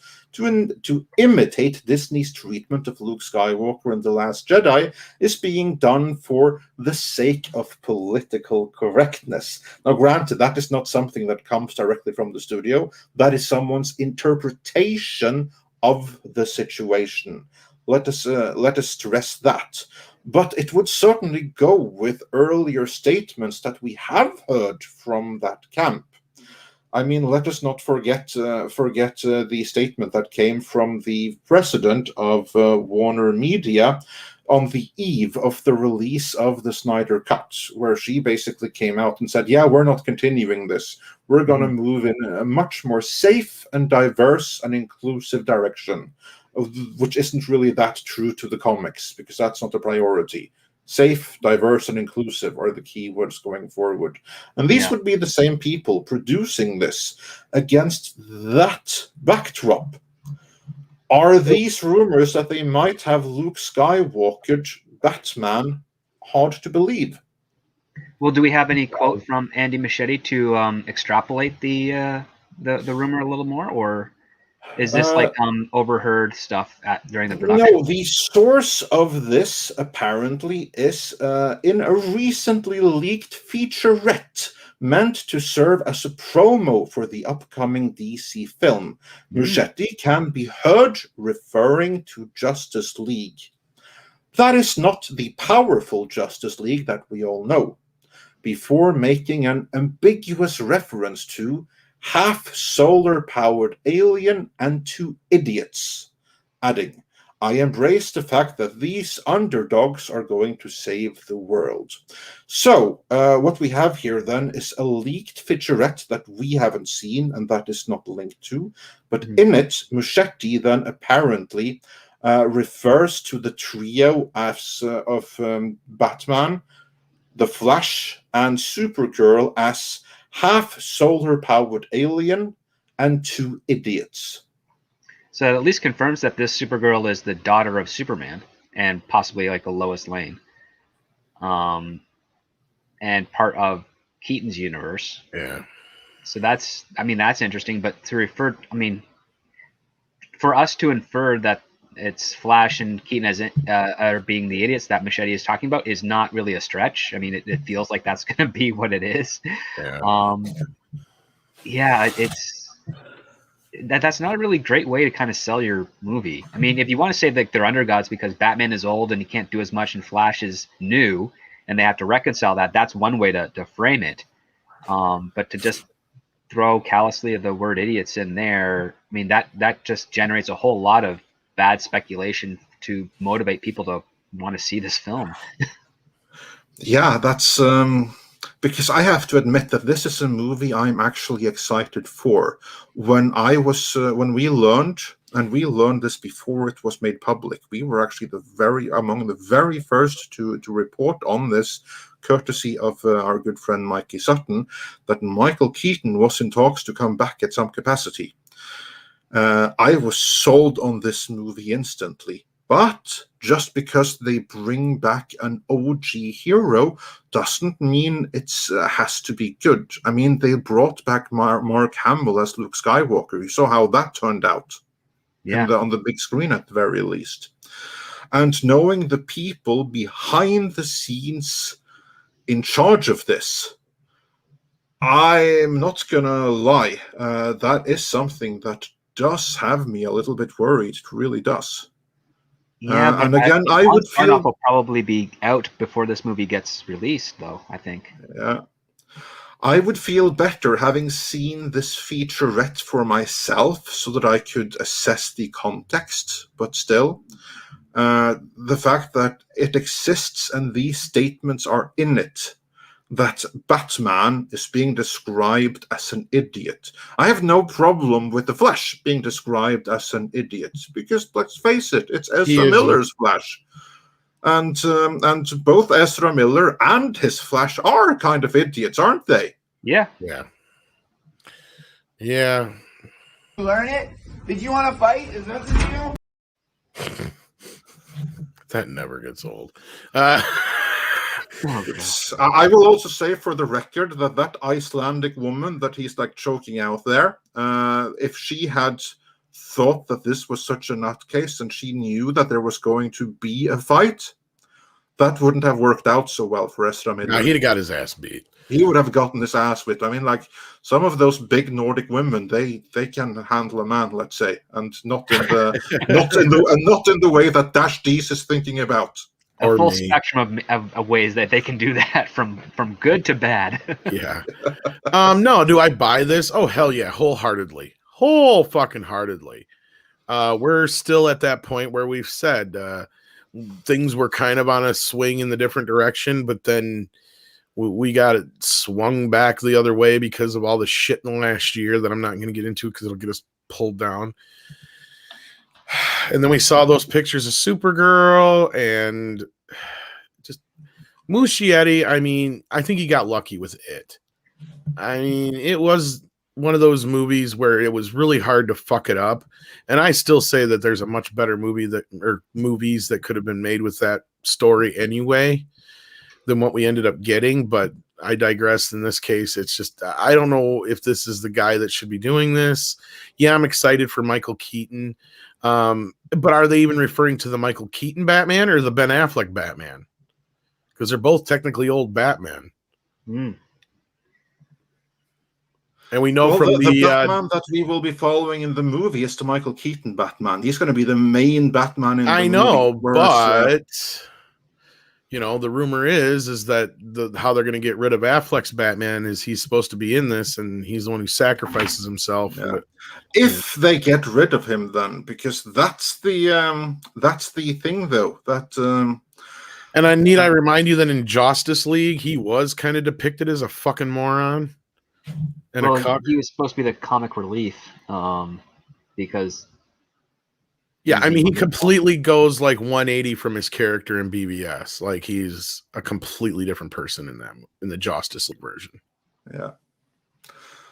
Which again was the studio approved version of it. But again, we don't know. But all I will say is that I sincerely hope that the new guy in charge of Discovery. Who's that?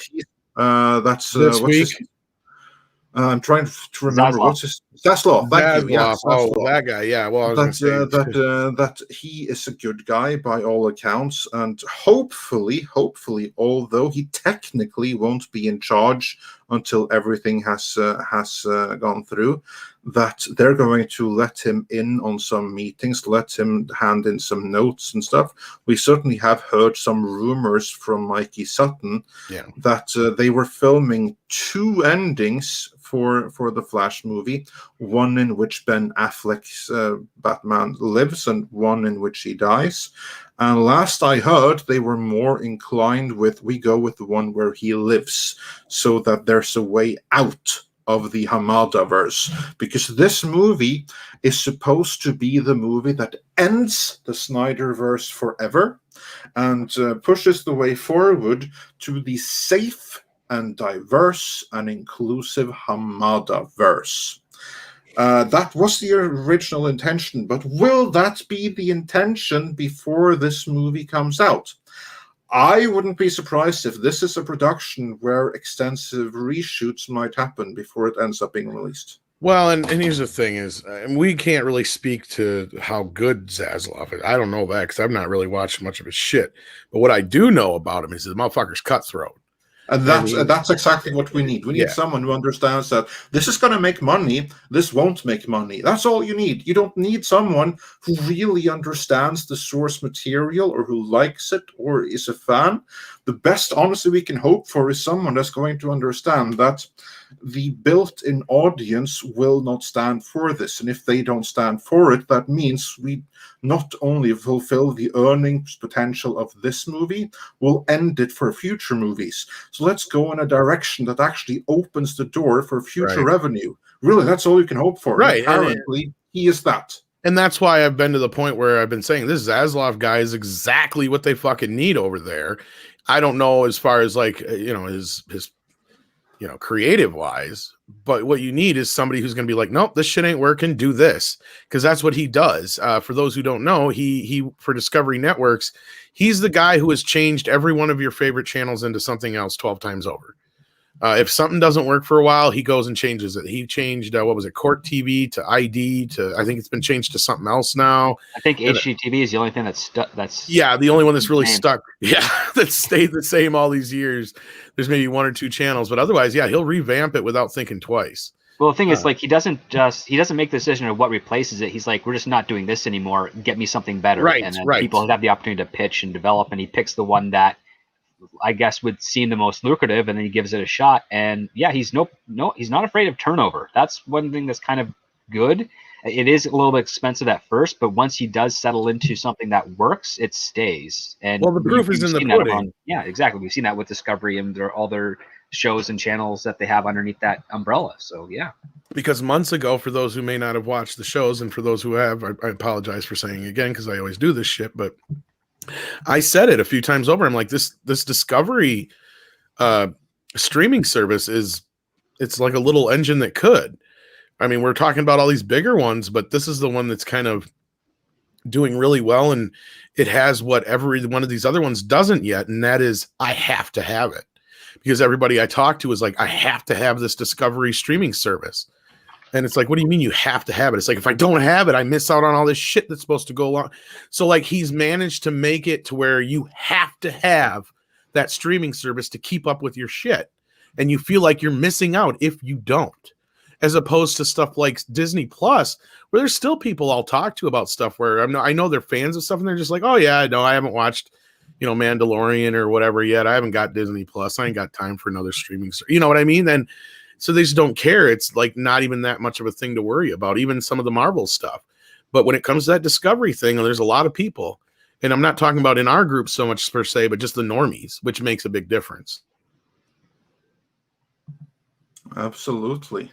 So I think if that guy can bring that to the table for HBO Max, that opens up the door big time. Like these two companies coming together, I said it before and I'll say it again. I think it's going to be a bigger deal than we think it is, especially if it goes through. Because I think this guy knows how to probably revamp HBO Max and make it work. Because that was one thing we said from the start. It has the potential. It has all the stuff on there that most people want to see. What it doesn't have is the availability in some places, obviously, but beyond that, it's a piece of shit to work with, and it's expensive. But if it wouldn't be so bad if it was expensive, if I couldn't have to go through 12 different steps to find what I'm looking for. Well, the interface stuff is very expensive. I don't know if interface, that's the word I was looking for. Interface I don't know if that can be really changed by just one person, but I mean, it's going to be a very expensive thing to do. No, but I think he'll see that as an issue. I mean, that's the thing is, it was if the Discovery's word. Interface is better. They could just copy that over to HBO Max, and there you go, because it's all going to be under one roof. So we'll have to wait and see. Yeah. And as far as what he could do with DC, and that's where we said before, going back to that, is I think he'll take a look at it, and it's like, what are you doing? You have a fan base here you're fucking ignoring. And you have all this other stuff going on that works. I think he'll be like, there's no reason you can't have multiple universes going on at the same time. And not only that, why are we ignoring these Snyder fans?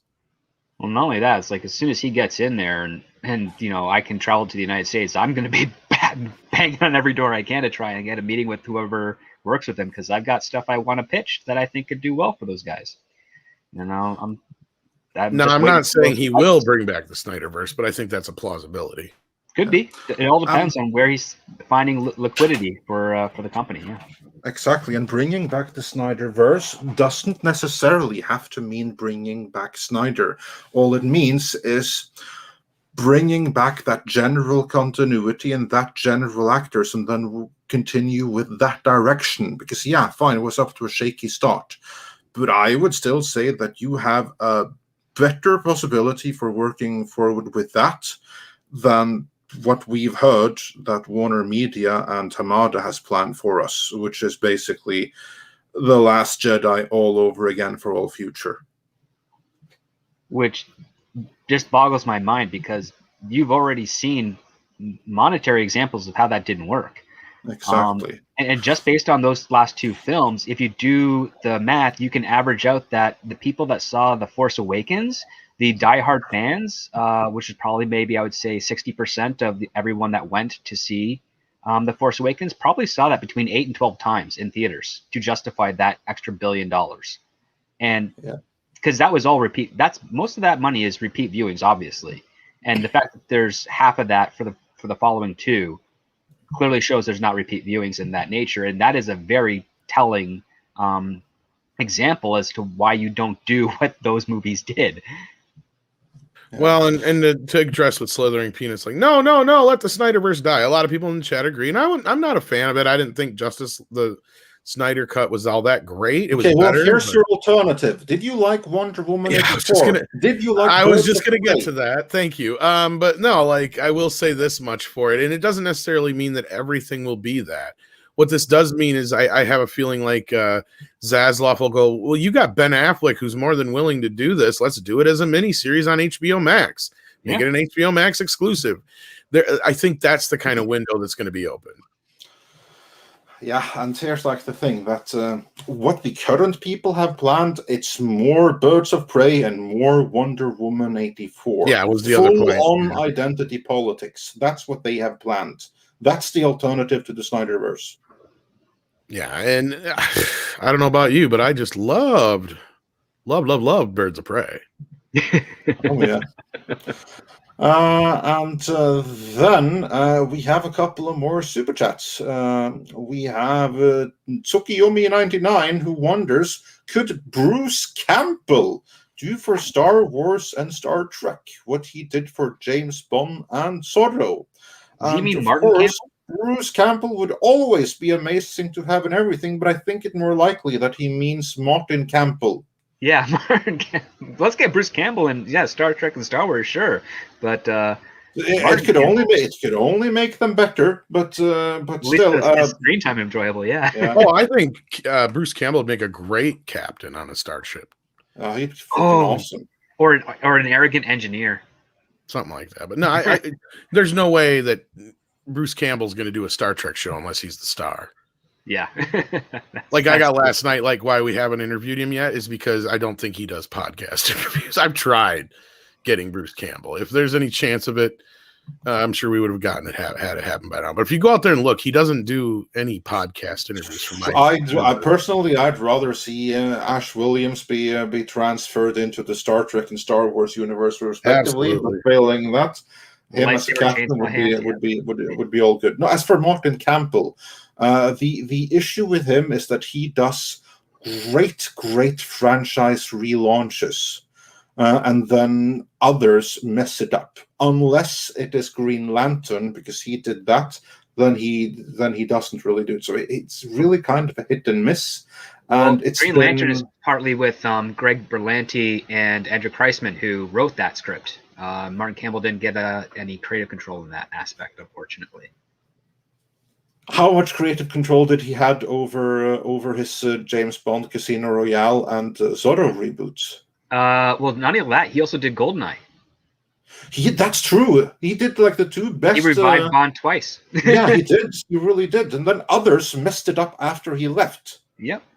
The thing is, like, if you get him with like the good production team, which most of the time he picks, but in the case of Green Lantern, my understanding was that he didn't, because as they how the fuck does Doug do this so goddamn quick? That's amazing. Oh my God. Like he did it. Like there's no fucking way he didn't have this ready and waiting. I was like, finally, because it would take me longer to find this picture than it did for him to make it and send it to me. Dang, that is impressively quick. Yeah. I'm fucking saying. Again, thank you so much, Douglas Nelson, our resident artist or graphics artist here. It seems like he sends me more than I get a chance to show you guys because we go through so. But I guess he learned. He's like, I got to be quicker on the draw. Jeez, it's like Gene Wilder, fastest hands in the West from like Blazing Saddles. Okay, he did confirm that this is an old one. So, but still, wow, I was impressed there. Like I said, I couldn't even search for it that quickly. But then again, don't even get started on that. Andre already made me feel like shit this morning for my desktop. He's like, Jesus Christ, man. What's How do wrong you find with anything on that thing? No, it's like, I got my system. Yeah, well, your computer evidently doesn't like it. I don't think, yeah, whatever. If you say that's the problem. I've rebooted this bastard twice now and it didn't help, but okay. Anyway. Yeah. And then Tim Riggs says for $19.99. Thank you so much, Tim. And he says, Tom, let's be fair, though, about Flash coming across as stupid. It's incredibly difficult to script intelligent dialogue when the writer is both an idiot and blinded by ideology. Doubly hard to act it when the actor is a total moron. So yeah, when you have like 3 degrees of idiots to work with, it's very difficult for anything good to come out. And then you can also square that again with the people higher up in Warner Media. 3 degrees of idiot. That is the explanation for everything we deal with. 3 degrees of idiot squared. Yeah. I mean, again, Tim, you probably watched one of my videos where I've said in my thing, a story is only as smart as the person who's writing it. And if we're seeing a lot of stupid stories, that tells who's the intelligence of the writer behind it. So, yeah. Idiot square. Idiot cubed. Wouldn't it? And while we have Tim Riggs up on screen, before that, he also sent a $4.99 super chat. So thanks so much for that. I can no longer bring that up on screen, but while we have this one, he also said, I drank more than a fifth to celebrate the 4th. Still maintained well enough to send forth this super chat on the 5th. Keep it up, Midnight Satchel. Thank you, and keep up your puns. Again, that's true poetry. Very good. Script approves. 3 degrees of idiot sounds like a new show for me. That's everything we deal with, and that's the thing I don't understand. These things go through so many hands and places. It's like, how the fuck do you get to this point? And Mark Waitner says we missed a super chat. Have we not gotten to it yet, or did we miss it, Andre? Mark Whitener, let's see. I'll do a quick refresh here, and we'll see if we haven't gotten to it or if we missed it from before. We shall find that out very, very soon. Andre is very diligent with the super chats, though. So yeah. Let's see here. Yeah, we did miss it. Sorry about that. Sorry about that. Yeah, but thanks for reminding us. Mark Whitener said for $5. Whitner or Whitener? Not anyway, sure. Mark says for $5. Tom, thoughts on Batman versus TMNT? Was Nickelodeon involved? And any info on Last Robin on Netflix? Don't know anything about Last Robin on Netflix. Sorry about that. But my knowledge of TMNT Batman was that Nickelodeon lent them to Warner Brothers. And as far as enjoying it, I enjoyed it quite a bit, actually. There was only one point of contention I had with the damn thing, and it's the same thing that's carried over from... This has got to be something they added to the comics somewhere, because it's in the fucking stupid movies too now, where you turn into your spirit animal. Oh, yeah. I fucking hate Mortal that. Kombat animality crap. I fucking hate that. I was about to say, keep that shit in Mortal Kombat, and ideally, don't even use it there. It was so easy and simple in the original cartoon, where they just went and got a warthog and a fucking rhinoceros. And, all they had to do is just say, yeah, just inject them with some blood or mix the blood with the mutagen or whatever. That would have worked for me. This idea that you turn into your spirit animal is just so strange. That is my only point of contention with that. Otherwise, I fucking loved it. I loved the hell out of it. The animation was a little, I don't know if the term dry or kind of muted, or they could have put more.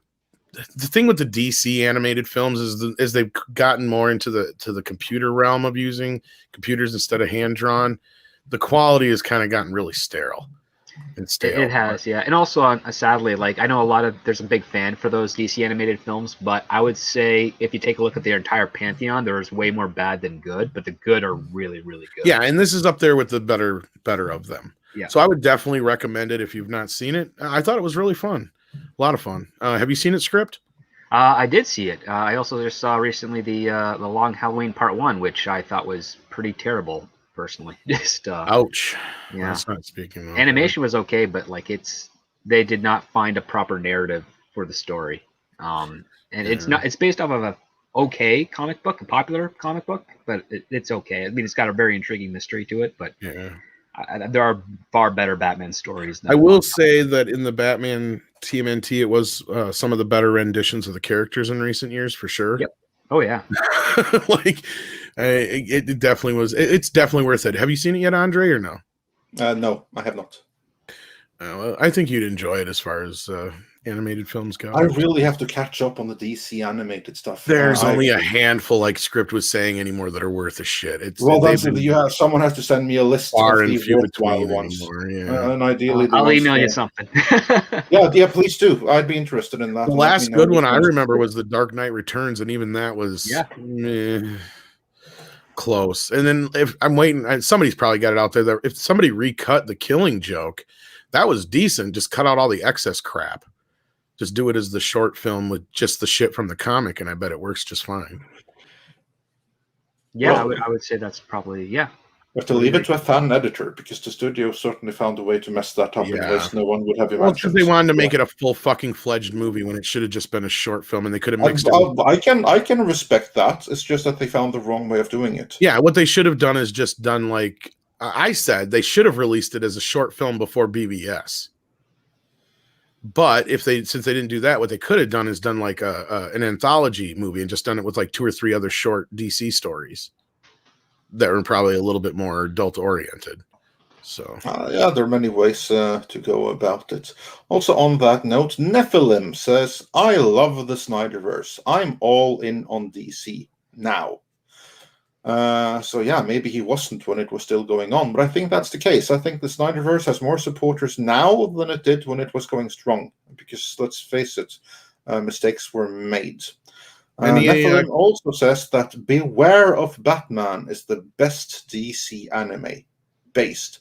Is that a movie or is that an episode of something? That's the TV show. That was a CG series called Beware the Batman, which was okay. I watched. I remember the controversy because they rendered the first season where the bad guys had actual guns, and that did not track well, so they had to change it to laser pistols. Oh my god! Oh, that doesn't sound. That was years ago. That was before. I was the first season was pretty good from my recollection, but I didn't really stick with it. Yeah. And then we have a couple of other super chats as well. There's one I can no longer bring up on screen. Sorry about that. But Daniel sent us for $20. Thank you so much. And for that, he said, "I used to find it confusing how actors like Patrick Stewart, Mark Hamill, and Harrison Ford could ruin their own legacies. If not their own masculinity, shouldn't professional pride prevent this? Seems they only care for cash." This is actually a worthwhile topic to discuss, so I'm going to take the effort of trying to bring this one up on screen while we are talking about, see if it's possible to do, and then we'll deal with Ray Young's super chat after that. See if we can bring this one up. Yeah, this is the best thing that I can do. Script, your thoughts on that? Have Patrick Stewart, Mark Hamill, and Harrison Ford no professional pride for taking part in ruining their own legacy and masculinity? Well, when it comes to Harrison Ford, he hates Han Solo, so I don't actually. I don't think he has any pride in that character at all. He's wanted that character dead since Empire Strikes Back. That has more to do with the fact that I think Han Solo is a lot more closely in reality to Harrison Ford than Harrison Ford is comfortable with. Harrison Ford wishes he was a lot smarter, which is why he loves Indiana Jones, because he is a very intelligent character and inventive. Mark Hamill, I think he saw an opportunity and realized that he wanted to satisfy the fans, and I think he was kind of hoodwinked more so. He did have his objections, but I think he got intimidated by the powers that be at Disney to acquiesce to this, because he's not the type of guy that would want to leave a legacy saying Mark Hamill has walked off the set of The Last Jedi and refuses to be partake in it after such a rousing public approval, so to speak, of the Force Awakens. I don't think he'd ever want to leave and do that to fans. I think that he was caught in a no-win scenario there, where if he walked off and left because of differences to the set, to the story, he'd bring on the ire of the fans, and the last thing he would want to do is do that. And at the same time, he's also having to trust a director and a producer saying, no, the fans are still going to love Luke, even if they're taking him in this direction. And he's got that little voice that we heard speak rather loudly in some interviews, like, Luke won't do this. Luke is in hope and this and all that stuff. But yeah, and I just think he caught in there. Patrick Stewart, again, to get onto him, he didn't really care much for Picard. He liked Professor X more. And yeah, that's the best I can take on those three there. I think Mark was the one that was caught in the worst situation there for his own views and his own career. And Patrick Stewart and Harrison Ford, they don't really care as much about those particular characters as we would like them to. Yeah. Yeah, I think that about sums it up pretty well right there. And then Ray Young 74 says, for £5, corporate speak safe, diverse, and inclusive means vocoso as frick. That won't make money in normie speak. Yeah, that's exactly right. That about sums it up. And then let's see. Mark Whitener says he meant TMNT The Last Ronin. I don't know if you're referring to the super chat before, but I enjoyed The Last Ronin as well too. Last Ronin's great. Of course, I haven't read the last books yet, but so far it's really cool. So for those who haven't checked it out yet, I do recommend it. As a newer comic out there, as a mainstream-ish kind of comic, you can't say that very often too. Yeah. Oh yeah, I actually picked up the first 3 issues. I haven't read them yet, but I'm going to check them out. Oh. And then we also can welcome Adrian Nazaruk as a YouTube member, and he is then the 3rd one today.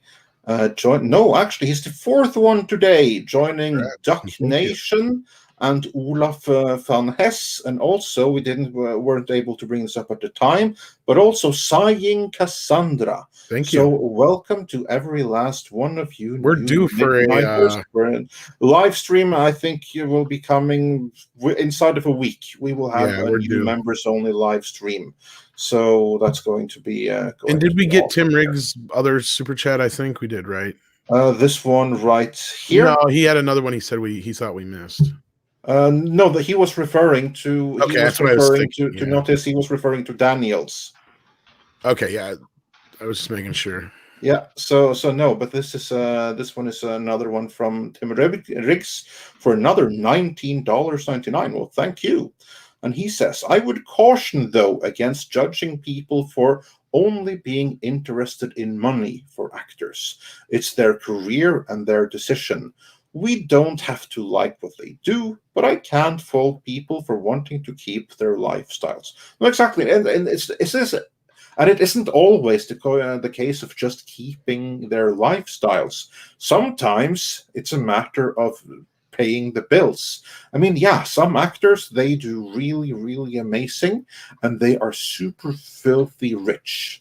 For other actors, yeah, they may get like $100,000 for this job or $1 million for that job, and then maybe they don't work again for the next 3 years. Yeah, and to go back, like the whole Dune Buggies thing, as Daniel Hall pointed out, like that's the thing with Patrick Stewart, and I bring that up because these guys don't necessarily really get into their shows. Like they don't sit there and watch them. I think Patrick's even said he's never really watched the show, so they're really not aware of everything. And I guarantee most of them don't even read all the scripts. So they're probably completely oblivious to a lot of this stuff. So they really have no real sense of reference. You know, it's just more so like Patrick Stewart wanted to be an action hero. And like Andreas points out, not only was it present in the films, but the one episode that he had a lot of input on, and he tried to make it Die Hard on the ship, right? Yeah, pretty much where he is John McKay on the Enterprise. Sorry, McLean. Yeah, that's what I meant. I was thinking yippee, yippee, McKay, or whatever the hell he's saying. Yippee! Yippee-ki-yay, motherfucker! Yeah, that was it. And Captain Bino Bino. or Binomi says for $5 Canadian. Sorry, is there a new Batman TMNT? Because I saw the original movie. There was no spirit animal stuff. They used mutagen the same as always. That's what I'm talking about. And he follows up with, I know the spirit animal happens. That's what I mean. And in the 2K3 series, so maybe they're getting it all mixed up. No, ever since they brought this in, they used to have it to where you at least had to come into contact with whatever creature it was in the original kind of cartoon mythos. In the original comics, it was just the animals themselves would mutate. And then if humans were mutated, they would turn into like super shredder kind of things usually. I'm talking about, that exact thing was where they just bring out the spirit animals because they really highlighted it in Out of the Shadows when Bebop and Rocksteady just become what they become because of their spirit animals and shit. I fucking hate that. And yes, I know the mutagen is also involved, which is fine. But like to me, it's like, how hard was it to just have one vial of ooze that had like a vial of blood dumped in it that was like rhinoceros blood and the other one that was warthog blood? It's just that simple. To me, I can buy that a little bit better than just the whole spirit animal thing. It just, to me, that is redonkulous. Yeah. And with that, we are fully caught up. But before we let you go, Mexican Iron Man points out that his spirit animal is a taco truck. Get over here. I'm hungry. That is nice.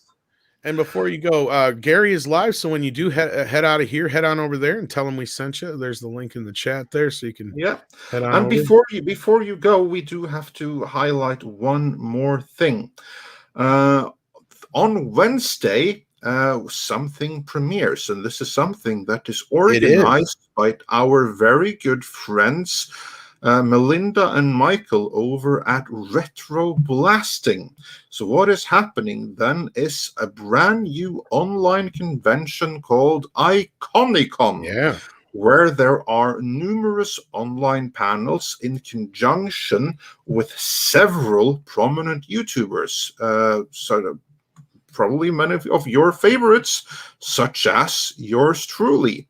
On Friday, July 9th, on the regular time, when there would be Midnight's Edge in the morning, then we have the Iconicon Sword and Sorcery of the 80s panel. So everyone be sure to check back for that and check out the other panels too. The link for that you should see on screen right now. So Speaking of Ninja Turtles, I'll be partaking in the Ninja Turtles stream, by the way. Yeah, exactly. You're partaking in another one too, yeah. Yes, I'm also partaking in an Arnold Schwarzenegger, Sylvester Stallone stream on the Saturday. Oh, nice. So which I think I put you up for, but yeah. So that's going to be a brilliant stop there. And then before we go, we also got another super chat from Nicholas Horton, who says Kevin Smith's writing team is dump. They've even race-swapped Prince Adam's direct ancestor, King Grayskull. Yeah, I heard that. I'm actually working on a video about that. Can you believe that? King Grayskull, made famous in the excellent Mike Young 2002 He-Man series, is now a black man. And the writers patted themselves on the back for it. The fuck?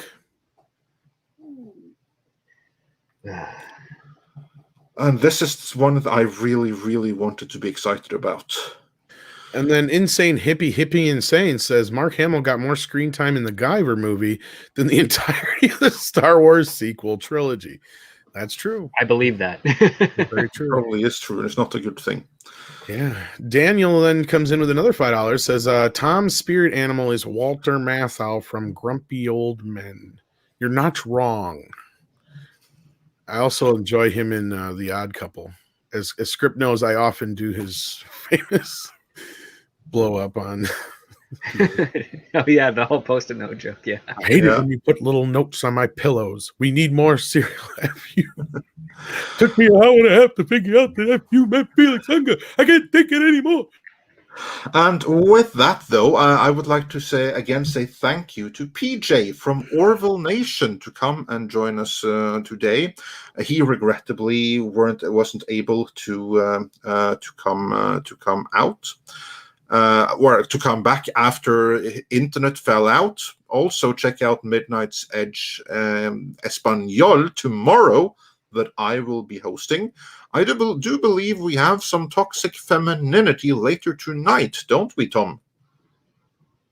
Yes, we do. And Chrissy Mayer will be our guest. So do check in for that. And we'll have some fun, I'm sure. Yes. And Wednesday, we have another lovely lady joining us on Midnight's Edge. We will have the one, the only Lauren Chen. So don't forget to join us on Wednesday morning. Yes. And in the meantime, also be sure to check out Script Doctor's channel. And thank you for joining us today. Yeah. I know it was very last moment, but we always appreciate when you have the opportunity to join. Me too. I love hanging out with you guys. I'm always honored to be a part of the discussion, and always grateful for the chat. They've been awesome today. Yes, and with that, I would again like to say thank you to everyone who has been joining us. Mark points out that he meant TMNT, The Last Ronin on Netflix. To clarify anything there. That'd be cool if they did it. I know Kevin Eastman mentioned a possible adult series for something like Netflix at one point, and this was just before The Last Ronin dropped. So I've got reason to believe maybe he was insinuating that that's possibly what they do. And oddly enough, in the comic, old April looks just like Linda Hamilton. So I wonder if that's maybe their casting choice on that. That'd be interesting. But no, that would be really cool if they did that. I haven't heard anything official. If there's something official, that's news to me. But I do know there was talks of a possible adult Netflix type series, which probably would wind up on Paramount Plus anyway, but still. That's always in the realm of possibility. It would be a first for Ninja Turtles, that's for sure. Mm-hmm. So yeah, I'll check out and see if there's any official news, but that's pretty cool if that happens. Anyway, anything other than that, let's do some koalas in the rain, kids. Koalas in the rain, no fucks given.